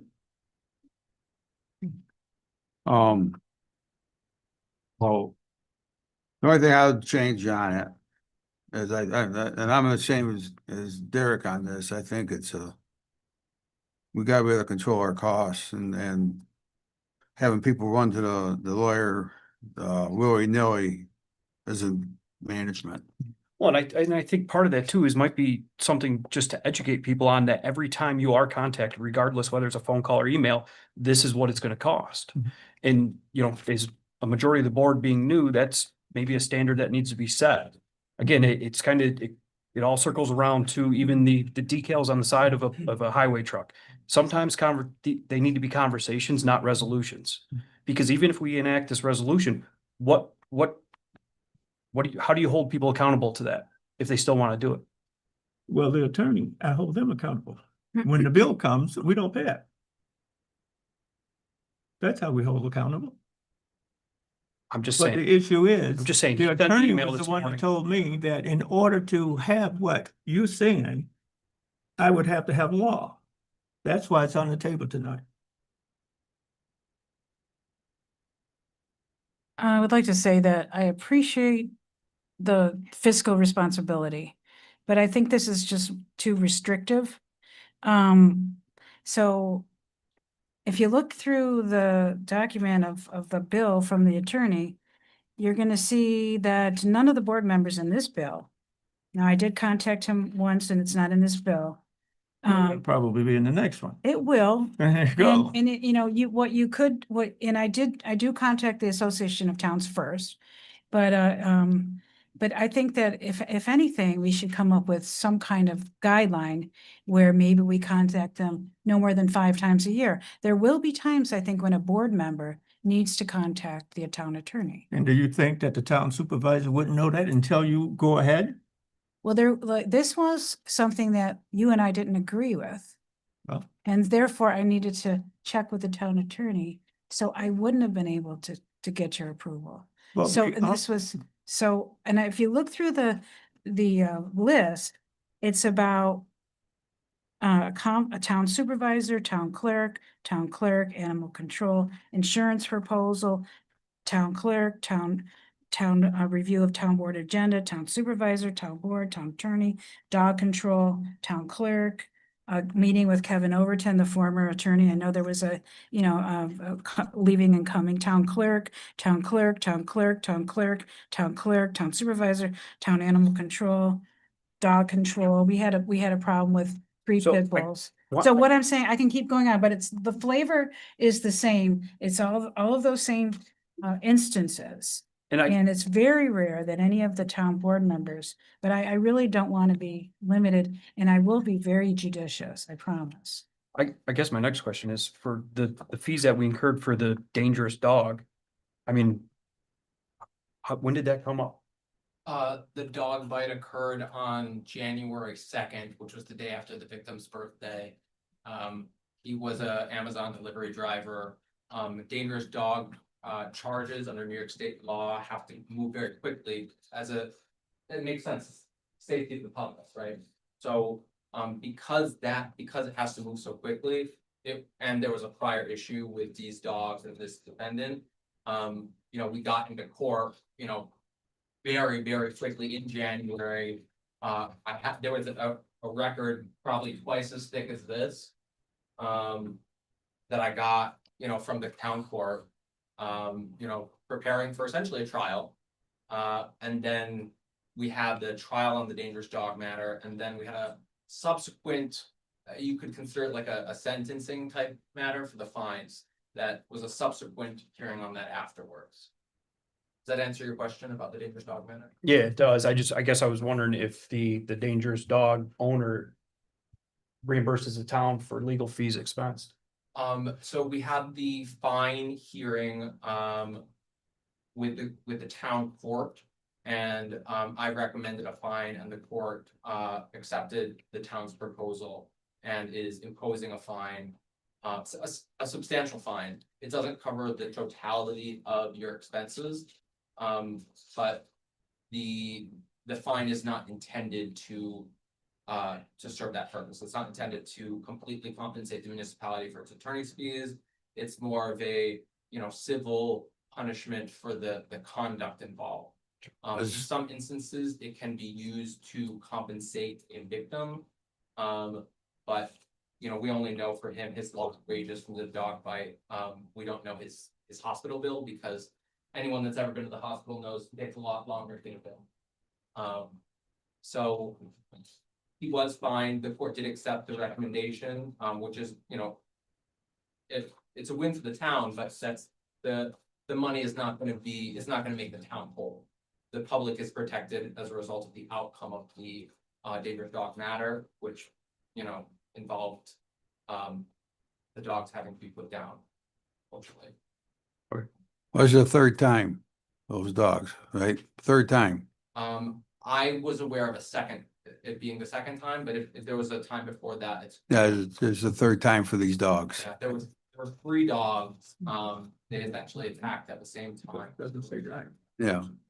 Regardless, there was a large fee for that service, so. Right. And again, I'm not voting yes or no. I'm just, again, I at least want to review the email that he sent, so. Let's table it then. The only thing I would change on here, if we were gonna put something like this through, that in absence of the supervisor, the deputy supervisor would have that ability.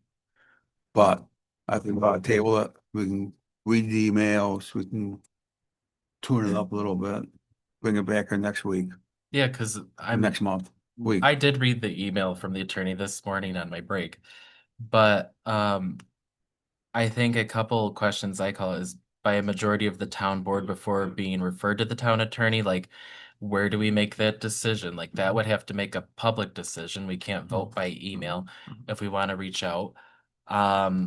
And I guess it could get a little subjective on like harm to the town's interests. So like depends on the interpretation of interests and what the harm is.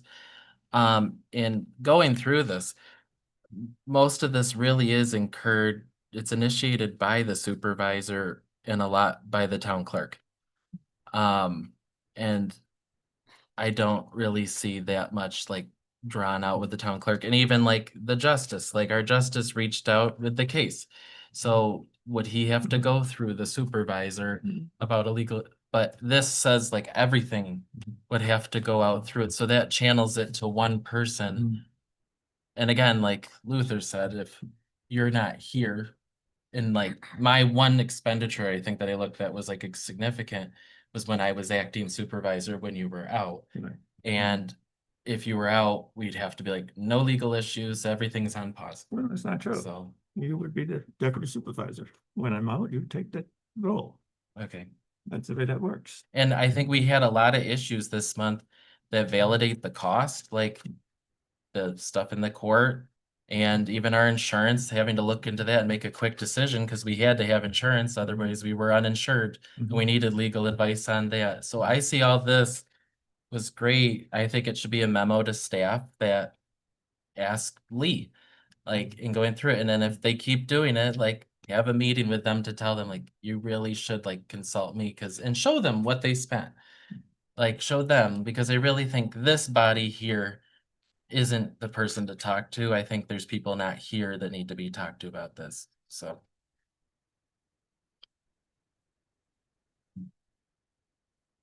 I think we should table.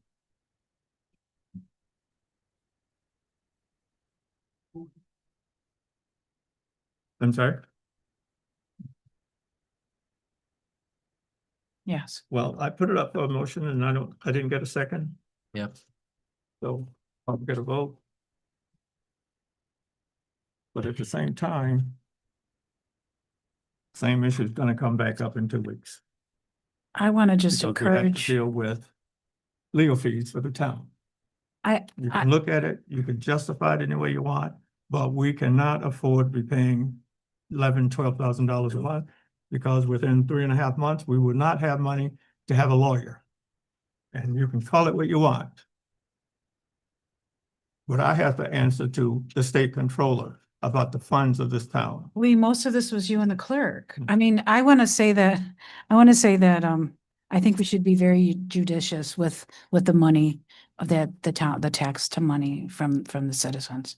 And we should be very careful whenever we need to call the attorney. We should try to call the Association of Towns first. And the And organization. that's what I would really try to do. Organizational meeting, we paid so that the town had access to legal services at no other cost. We hired an attorney that just get it right.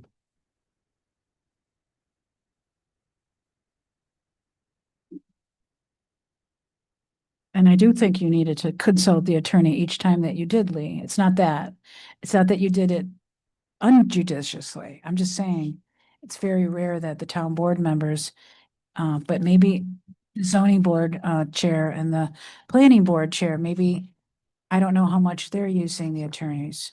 So maybe that's an issue. Yeah, I think you need to have a conversation with some people on here first. Like planning and zoning and probably the clerk's office and some other people listed on here. Give them some reminders. We were setting up the town too. Well, So. I happen to work in this building every day. And I happen to have the opportunity to talk to all of the department heads. And they have been told and asked the same thing that I'm asking here. I think just going through this process alone is really helping us to try to stay on a diet with the attorney. And I think it's important. What about the town, the warehouse specific for the. Yes. Well, there's two forms of attorneys that these rules apply to. One is a sworn attorney by the town to be the town's attorney, and there's always a cost to that. The other is a contract for service. Every time you make a phone call, it starts at $350 an hour. And it depends on how long you talk. That bill comes in. We have this organization that we paid in our organizational meeting so that any issue that Mrs. Rizzo has, she can make that call to the attorneys and get her answer. She can also say, Lee, I want to talk to the attorney about this. What about the clerk? The clerk, the same thing. I think that's where the guidance needs to go if you go by expenditure. I look like Well, I I talked was pretty told- quick, 10 minutes. I was told by Jake, the attorney, Oh. that I had to have a law in order to do that. That's why it's on the table. Okay. Other than that, I would not have. I would have been able to say, you need to talk to me before you call Jake. I asked him that question, and that's the answer that I got. Just to be clear, I said you needed to have a policy. I did not approve this particular policy. But I wasn't expecting you to. Okay, I just wanted to Okay. be clear for that. I wasn't expecting it. I went to the Association of Organization of Towns. And I got their support for what I'm doing. And anything that needs to be tweaked with what I just offered, I'll have that information tomorrow. Perfect. And any changes that needed to be made on this law are a ruling, not law ruling. We could put it in the meeting 2 weeks from now to make those changes. But if the town doesn't want it, I'm still going to be holding you accountable for the cost that I have to be held accountable for with the state of New York.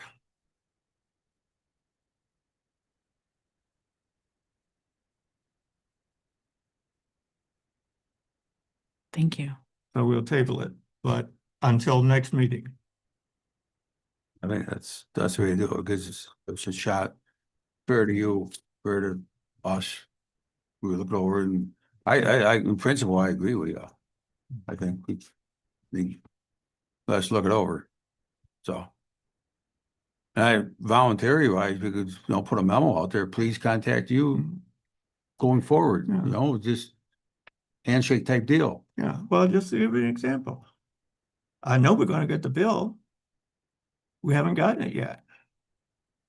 For what Mary Ann Rizzo asked the attorney to do last time. We haven't gotten that bill yet because, I don't know, it's not in this abstract, but it's coming. I would like to be And it able was to, something that the board had not even approved her going out to do. well, that wasn't even a procedure, and I would like to be able to contact the board. The attorney occasionally, 3 times a year, perhaps, not a lot. Just having that so that I can also protect the board and protect the interests of the citizens.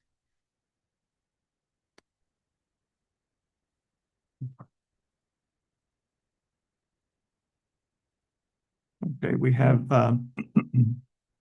Appointment of secretary. right. I move to authorize the town supervisor to hire a supervisor secretary for 20 hours a week based on the 2026 pending pay grade scale for the position. Do I have a second? Uh, It's Did you changed. say your name? No, we're not saying names. No. Just want the, Yeah. yeah, well, that was a mistake. Is that not the person? That is not final. That was a mistake. That wasn't supposed to be there. The name of a person wasn't supposed to be there. Does that mean that's not her? Or we don't know? If that was the case, why did we name Carl Ast when we appointed him to the zoning board? Well, I, as a supervisor, have the right to have a secretary of my choice. I am asking the board for the price to be able to pay that salary. That's all. Is the intention to have a subsequent resolution to appoint a named individual? I don't have to. Not as town supervisor and a supervisor secretary. The only thing I need to do is what I'm asking now is for the board to approve the salary. That's it. I just need a comment. You're like, That was a mistake not on you. These, that I didn't know was there. but these minutes Maybe that's. in this agenda, something's up.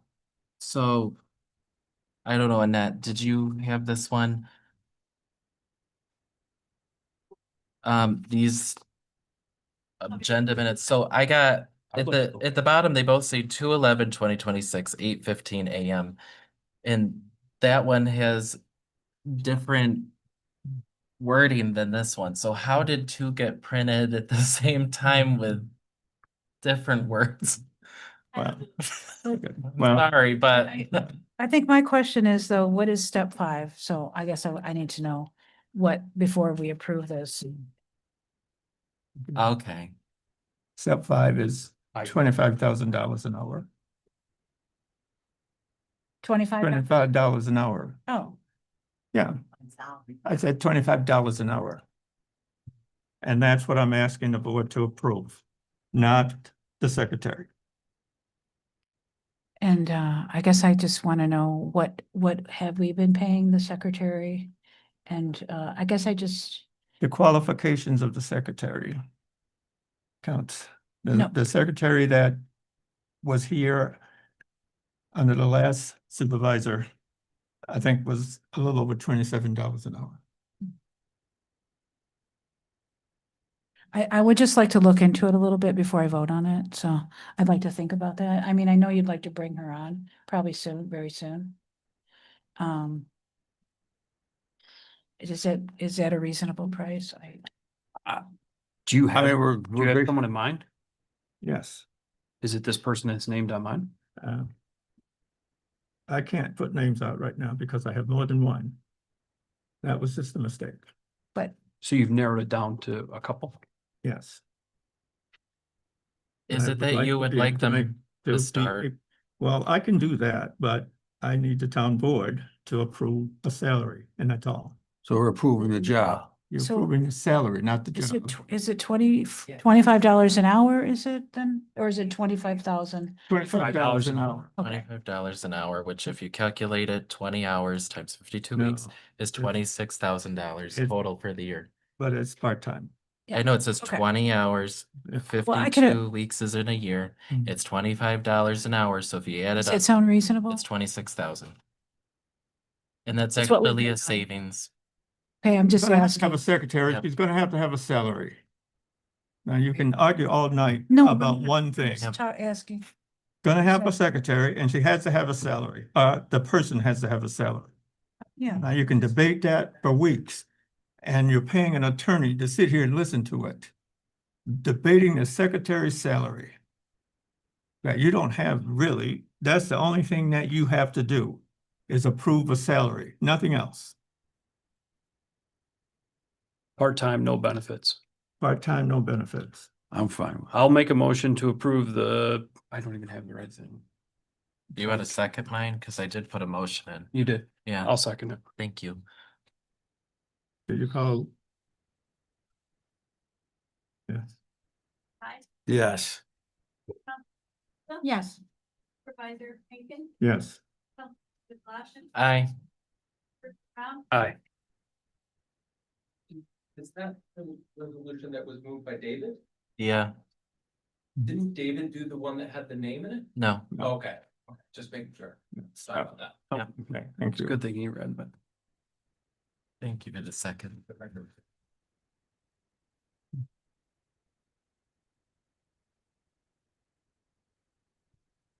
Got so many things going.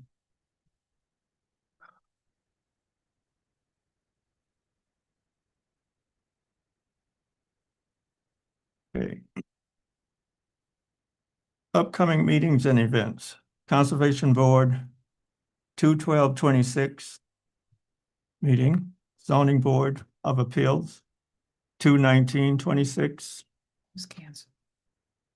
That And- one's canceled. It's my understanding that they don't have anyone, so it's canceled. Mhm. Planning Board, 2/24/26. Town Board, 2/25/26.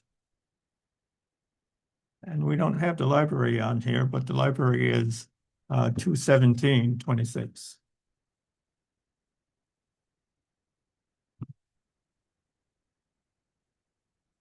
Public comment, 3-minute request.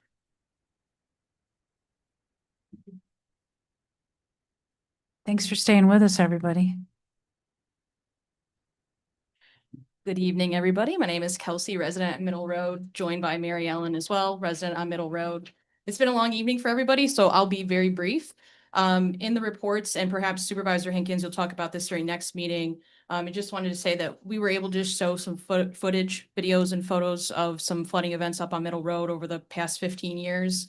That, collective neighbors have gathered, and we met with Supervisor Hankins about that. I sent an email to everybody. If you guys are interested in just taking a look, I think it's educational to see what's happening up there. Most people aren't up on Middle Road in a storm event. So I just want to put the offer back on the table for any board members. If they want to take a peek at that evidence as well, we're happy to meet and share. Some of the videos are too long to send via email and things. So thank you. Thank you. Thank you. Thank you. Can you follow? Videos? No. Oh, Yeah. Can you send me an email? I have some openings at the end of next week. I'd love to view some of that. Yeah. Thank you. Yeah. Mary Ellen Hammond, separate comment, but thank you for Kelsey for sharing that information about our supervisor visit and having the rest of you come to see the videos at any time. I would like to comment on two things. I think it was a tough night. There were a lot of folks going on and a lot of feelings that were expressed. I think you did an admirable job at trying to control that. And I will also say that the attorney is your best friend as a town board member, supervisor, or any other town board member, because you all take equal responsibility if there's a problem. And I would strongly encourage you to really look at what you negotiated and how you can control costs with the rest of the town employees. And then give the dignity and respect to the town board members who sit and share the burden with you. And thank you very much. Thank you. Oh, I had two things. The other one was also the respect and response and respect to the other board members too. I think you guys have all done a very good job going through lots of tough things, but sometimes I do hear an irritation that is really inappropriate as we sit out here and watch. Thank you. Thank you.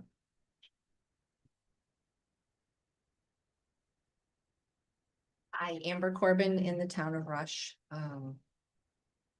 You negotiated the contract with Attorney Zoglin, who comes highly recommended. I worked with 2 town attorneys. We never paid by the hour. We had a set amount, and if it went over, they still got their monthly amount. I do not understand why you would have negotiated a contract, even though maybe he's the best attorney ever, and I think you're doing a great job. But that's on you guys. That's not on this town board, who needs, as Mary Ellen pointed out, and Phyllis can attest to, she as well. You need that town attorney. So Sage Towns is great, but I heard the names of who's contacting. I served on the zoning board. Mr. Morelli served on the planning board. We never had attorneys at our meetings. There was no cost in planning and zoning.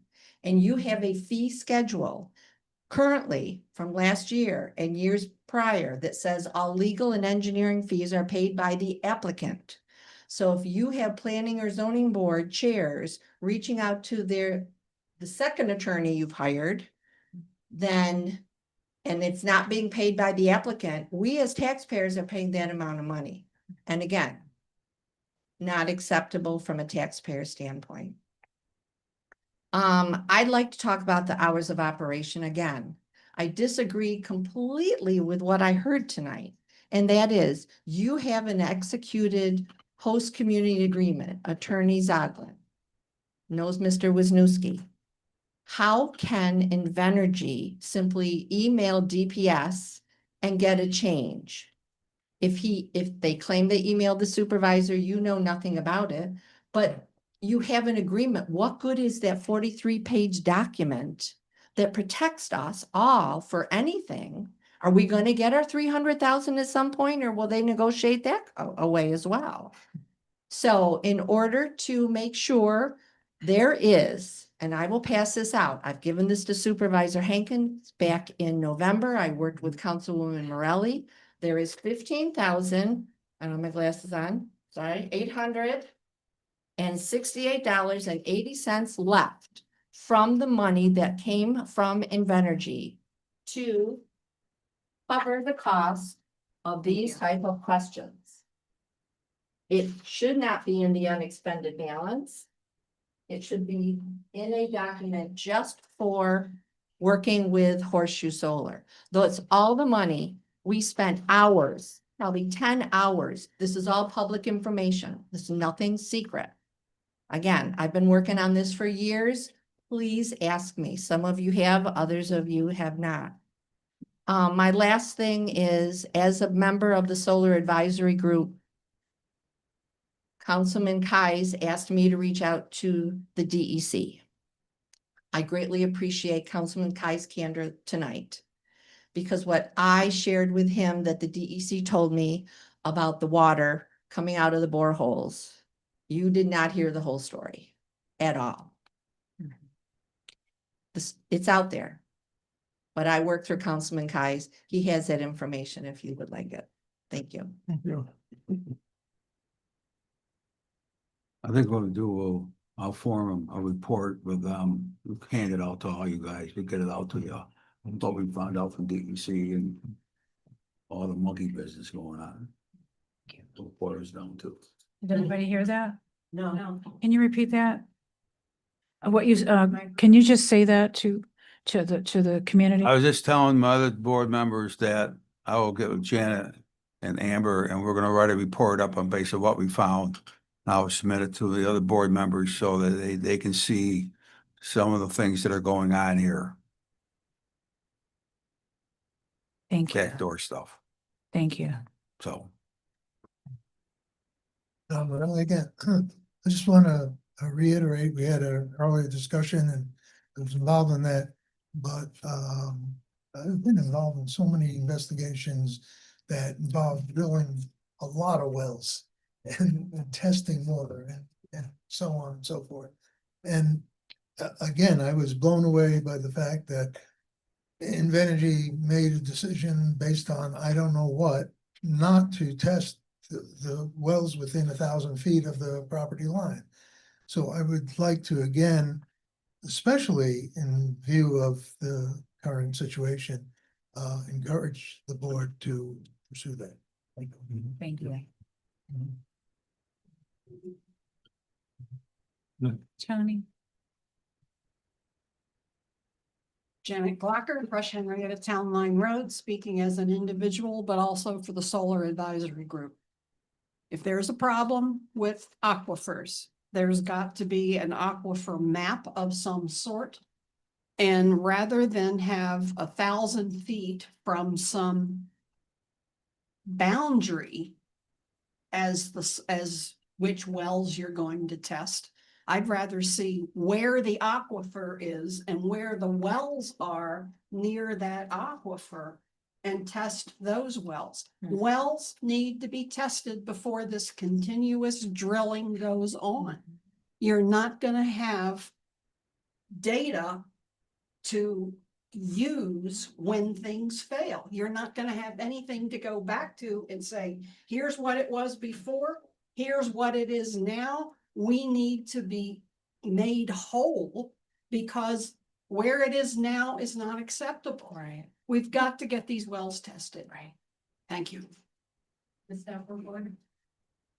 Was that decided?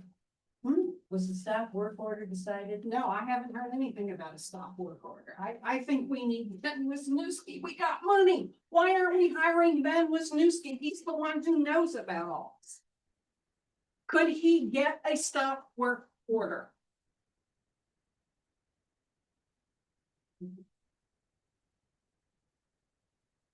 Anyone else? So what's the answer? Are we gonna hire Ben? Let's do it. This wasn't taxpayer money. This was money that was given to us for this purpose. Well, Are we gonna put a not to exceed 15,000? Whatever, it's on there.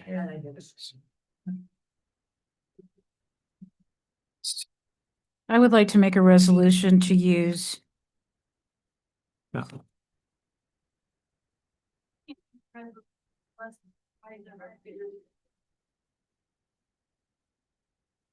Being no further business. I like, move excuse to me. Join the meeting. I don't think we should. Can I get a second? Yeah, Can I get a second? wait. I've been in meetings before when other people have moved a resolution.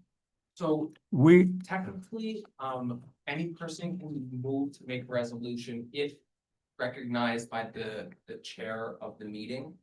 And at town board meetings, the supervisor is the presiding chair. So under the rules of procedure, technically, he would have to recognize you to make a motion. Supervisor, why don't you want to do this tonight? my opinion is I will take into consideration everything that I've heard.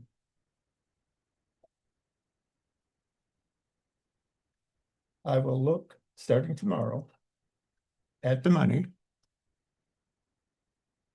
And then we can make a decision as to whether we hire a lawyer or what lawyer. I'm not just gonna decide tonight to hire a lawyer that we haven't even had time to even think about. So your nose on the deck now. No.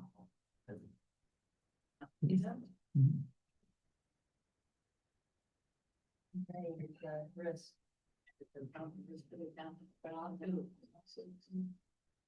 I just think it's gonna take some time if we wait. Well, I we think it's don't gonna even take know what the some lawyer would charge. We haven't even called him to ask him if he can do it for us.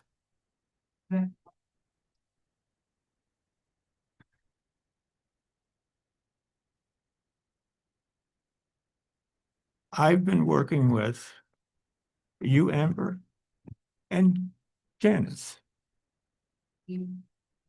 And I am not going away from that. Okay? But Could we authorize it if you approve it? Could we say that we could leave it in your lap to say yes tomorrow, that we approve it upon the final approval of you after you look at it within 2 days, so that it doesn't take 2 more weeks for us to do anything? Could we do that? That you would have the approval, we give you our approval, but you have the final approval and we don't need another resolution for it. Can we do something like that? So that we don't, because the longer we wait, the more danger we are in. well, Because then you. Councilman Keys knows where we are in this process. I would like for him to give us his thoughts about that. He wants you to talk about how you feel No, not about how you feel, about about, this issue, what you think. Well, I was gonna write a report, we have help write the report. right. and I'm gonna sidestep it. I go, Amber, could you come up here and address everything that we found out today in the last 2 days with DEC? And you guys want to hear it? You're gonna hear it. And then, But no, that's not what I'm asking. I'm asking about. You have been there all the time. You know the attorney. I know that he helped write the Right, rules and, right, and yes. the Yes. agreements with the town. Yes. And I know that he's very well adverse in the law, and he helped structure the agreement that the town's got at this Mhm. point in time. That's the previous supervisor did not use them, Mhm. and so I do not have a one-to-one contact with them. But I also know that we have an attorney that we hired that is very skillful in these issues. And we haven't even talked to him yet. And he's on the payroll. Ah, Those are things that I guess the only thing we all I want to just do is can't protect the agree. town. We don't have to approve Wisnowski, let's approve the money to I'm go. in agreement with that too. Okay. But you need to think at least overnight. Okay, we have an attorney and we have the attorney that has been working with the town. My water's not waiting overnight, Lee. Yeah. My water, these people's water's not waiting overnight. We've been having this discussion since November with you about this. Yeah. So you are well aware, and Mr. Attorney Zoglin knows Ben Wisniewski. Mhm. They worked in the same firm together. So Luther, I'll be happy to read what you were gonna write. So Luther had me reach out to the DEC, Luke Scannell. He was actually on site, so he called me back yesterday morning. And the what he shared with me is it's 50 gallons per minute coming out. It's not 25 to 50 like they were saying. The horizontal directional drilling, when they started getting water coming out, they were starting to drill horizontally, but had not gotten under the river yet. The DEC did not approve of the material that they wanted to use to cap it. The DEC has told Invenergy they need to cap the current 2 boreholes. The DEC did not like the material because that material that Invenergy wanted to use would not be good in drinking water. So to cap it, DEC has told them to use cement and bentonite, which I shared with Luther. He said that sounded right. All materials that that was in the borehole has been removed and will be properly disposed of off-site. 2 boreholes had been started. When water started coming out, as I said, the second hole was stopped. The hitting of the water happened before last Friday. Myself and others thought it was last Friday. I did not get the date when it actually happened. I asked him about the 2-hour notification that I read on the DMM website. The DEC, he's a professional engineer in the Division of Water, said the project notified DPS and ORES because they gave the permit and that DPS then notified DEC. So it was not an automatic notification to DEC, which again, I heard differently. I think you might have as well. He asked if we were seeing any impact to our personal water flow rate. And I said, I've not done a water flow rate at my house. Is that something you think I should be doing? Which means I would need to go down to my spring and watch the water level go down, which is 1,000 feet from my house in this weather. So I will probably have to hire someone to do that. I then asked him how they would attempt to drill new boreholes, given that they plan to drill 7 boreholes. And the DEC engineer answered that DEC was discussing that currently, given the karst soil that you heard Robin speak about. The DEC engineer thinks the contractor wants to go deeper under the river, deeper than the 60 feet they had proposed, and that DEC was analyzing the water and soil maps that they have. So they're not ready to give any sort of additional report since they're just part of this. Thank you. So there's been a lot of calls, there's been a lot of things going on. I suppose really we gotta go back and see if we can find this 15,000 or that 25,000, where it is in the budget. We need to find that. I before think we some go of it too is, far. I was told some of it was moved over to the general fund already. So we're not gonna find it. We might not find it. But what about the dedicated money? We might find that. I Yes. don't know. Yeah, we might find that. I hope we find it, but it was moved over. Some of it was moved over. Dan Williver told me that in his office. So, but I still think we need some legal support. We need scientific monitoring. And maybe that's after we get the legal support, we'll be able to get the scientific monitoring. And something needs to be done right away. I think we need to. I think we need the monitor, and I do agree. I think right now we had at least 25 residents, and a lot of people came and spoke. They don't usually show up unless there's something going on. So something's going on affecting them. So I think we should probably move towards a stop work order until we know we have a scientific investigator in place. And I think the advisory group feels comfortable that and Luther, that you feel comfortable because you're in the heat of this, that we can move forward with it because you know the most about it. And I want to honor your work in it and the group's work in it. Derek. And I think you can write into the motion if someone does get recognized, pending that we find those fees somewhere. And also if you're worried, Supervisor, about the fees, also pending whoever has the better rate. If they want to see if Ben's rate's better, great. But if our lawyer's better rate, then let's go. I'm sure he knows how to do a stop order. Yeah, I think probably. So I think it can still go forward if you'd be willing to recognize somebody on here. What was your question? So would you recognize Councilmember Rizzo to put a motion on the table with all those pending agreements? So like pending that they get the information, we find someone to be the scientific investigator, pending we find the funds in here, and pending whoever's rate is better. Our attorney versus if they'd like to see Ben's. No. So, You just, or I can do it. Can you recognize me to put it on the table? I won't do anything bad, I promise. Trying to help here. Yeah, well, Just a simple yes is all I need. So, you know, I've read that contract also, yeah, and I don't think any of you have. Okay. The contract that the town has with Horseshoe Solar. I've read it. Yes, yes, yeah, yeah, yeah. Okay. Read it. But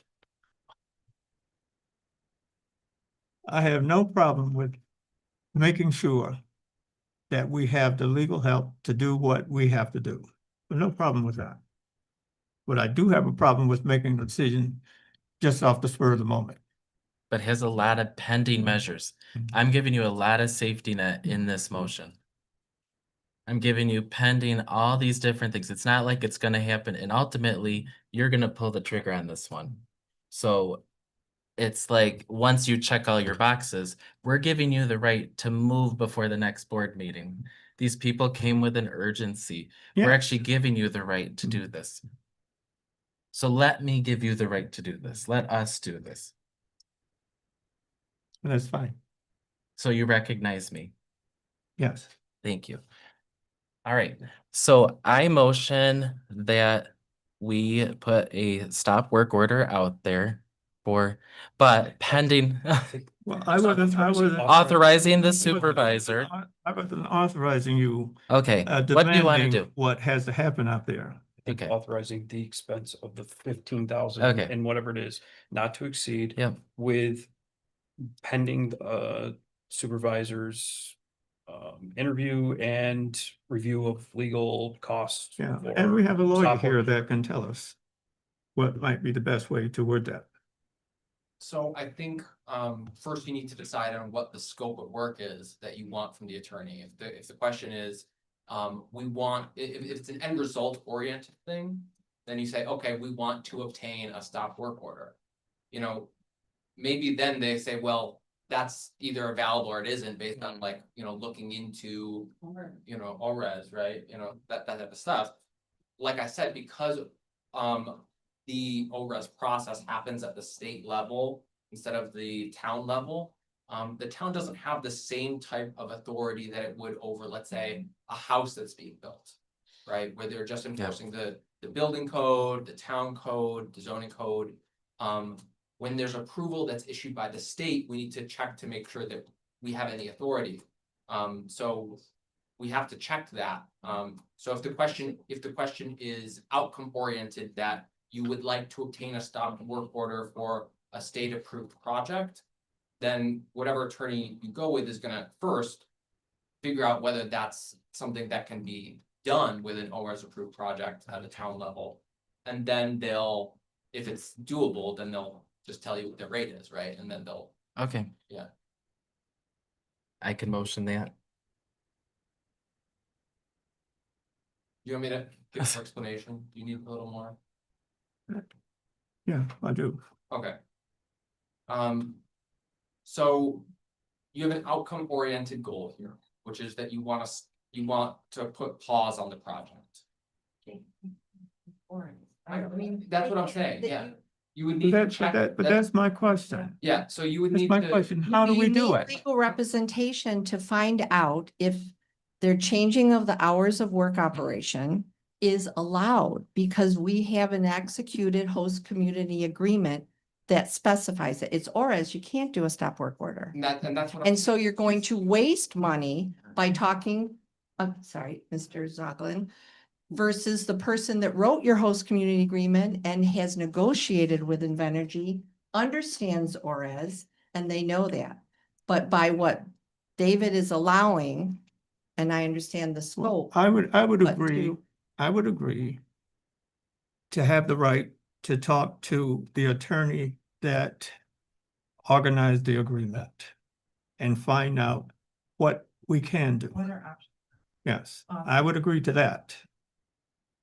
Okay, That's all we're. but what I was hearing early was something totally different than that. And so Okay. there's a stop work order being sought because it's related to a host community benefit agreement issue would be different than if there were a violation of some type of permit condition issued by ORES. That's why I was talking about the scope issue, because as you correctly observed, and as we were talking about earlier, the state ORES process takes a lot out of the hands of the town.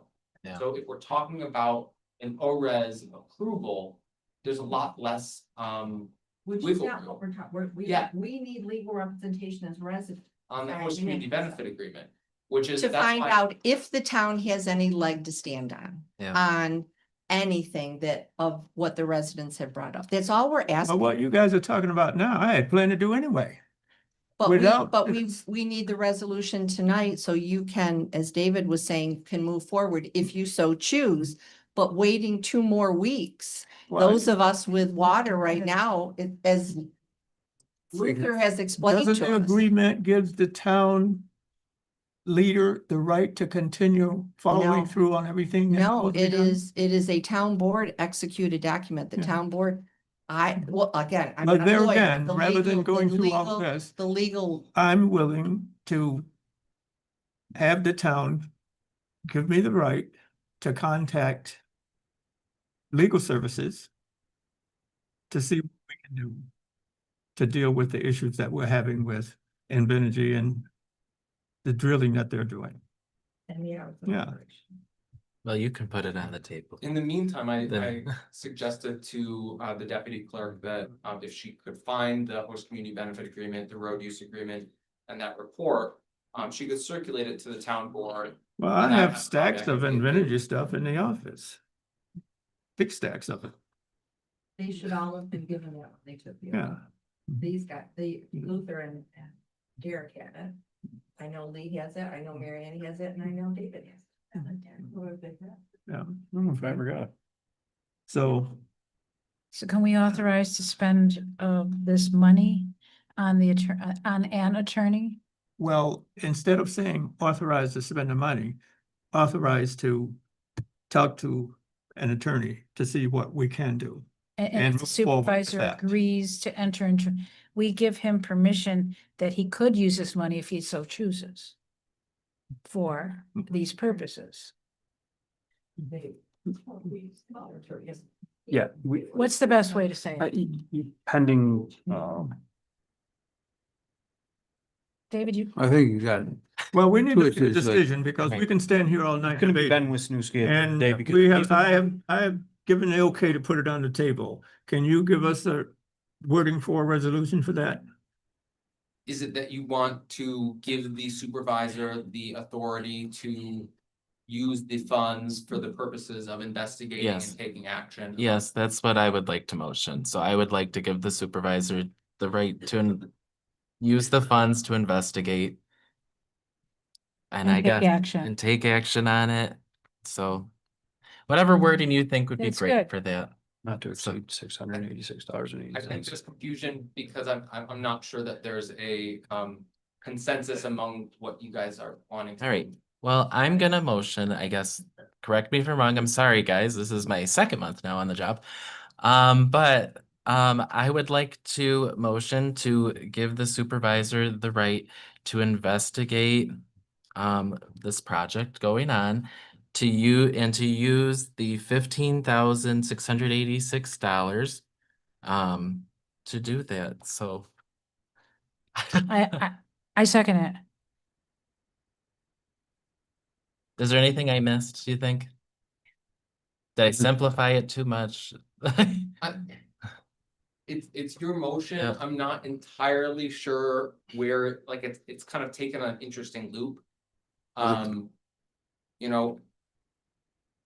It seems like if this is a contract question under the host community benefit agreement. The simplest thing to do would be to pull the contract and have me look at it. If you're looking to move quickly. I understand you got concerns about costs, so if you want to reach out to Ben, you know, I worked with Ben at my old firm. So, you know, I know Ben, if you either want to reach out to him or have me reach out to him. I'm happy to support you however would be beneficial for the town. I don't have a dog in this fight. I'm gonna leave it at the discretion of the supervisor in it. Just find your cost. I know that's your biggest thing is cost, right? No, One, finding the right answers. yeah, finding the right answers, Doing but the right cost, I thing think, is my the big biggest issue. Yes. So, If you send me the host community benefit agreement, I can review it. If I have questions, I Not can not reach do out to that. Ben. It'd be thousands of dollars. We already have it. yeah, We already have it. We don't need that. Okay. We just need to answer the question and make the motion all right, that I can contact the attorney. my see motion's what on we there. have. I don't. And I'll add at the discretion of the supervisor of who he wants to reach out to on it, but. You got those funds, I think we're enabling you to use them, that's the summary of it, and to reach out ASAP, so. And take action. And And take action. Did you get that in that and take action?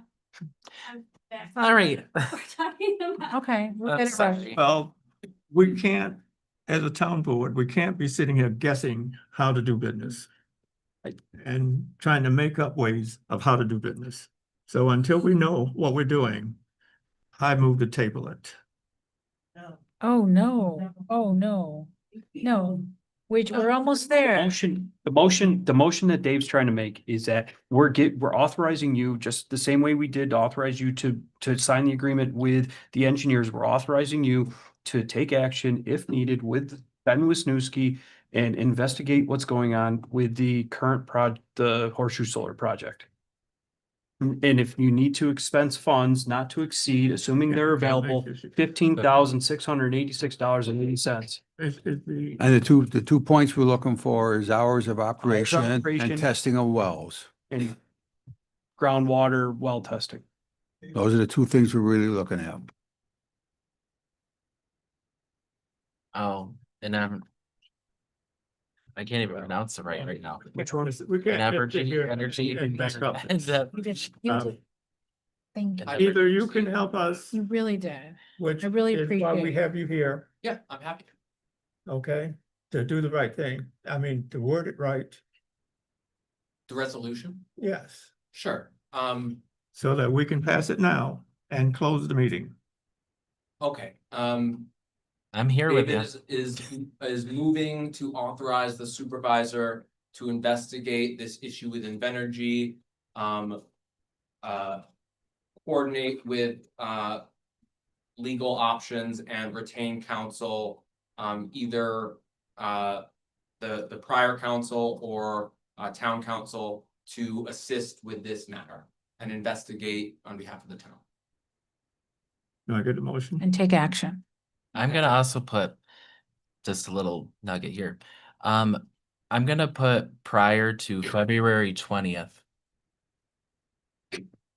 and not to exceed $15,686.80. A second? I'll second. I'll third it. Okay, we have a second. Thank you for bearing with Can we me, get a everyone. Call the roll, please. Yeah, second. No, We have a third. Oh, We second. don't have to get caught up with the public now. We're doing our business Yep. and finishing our business. Yes.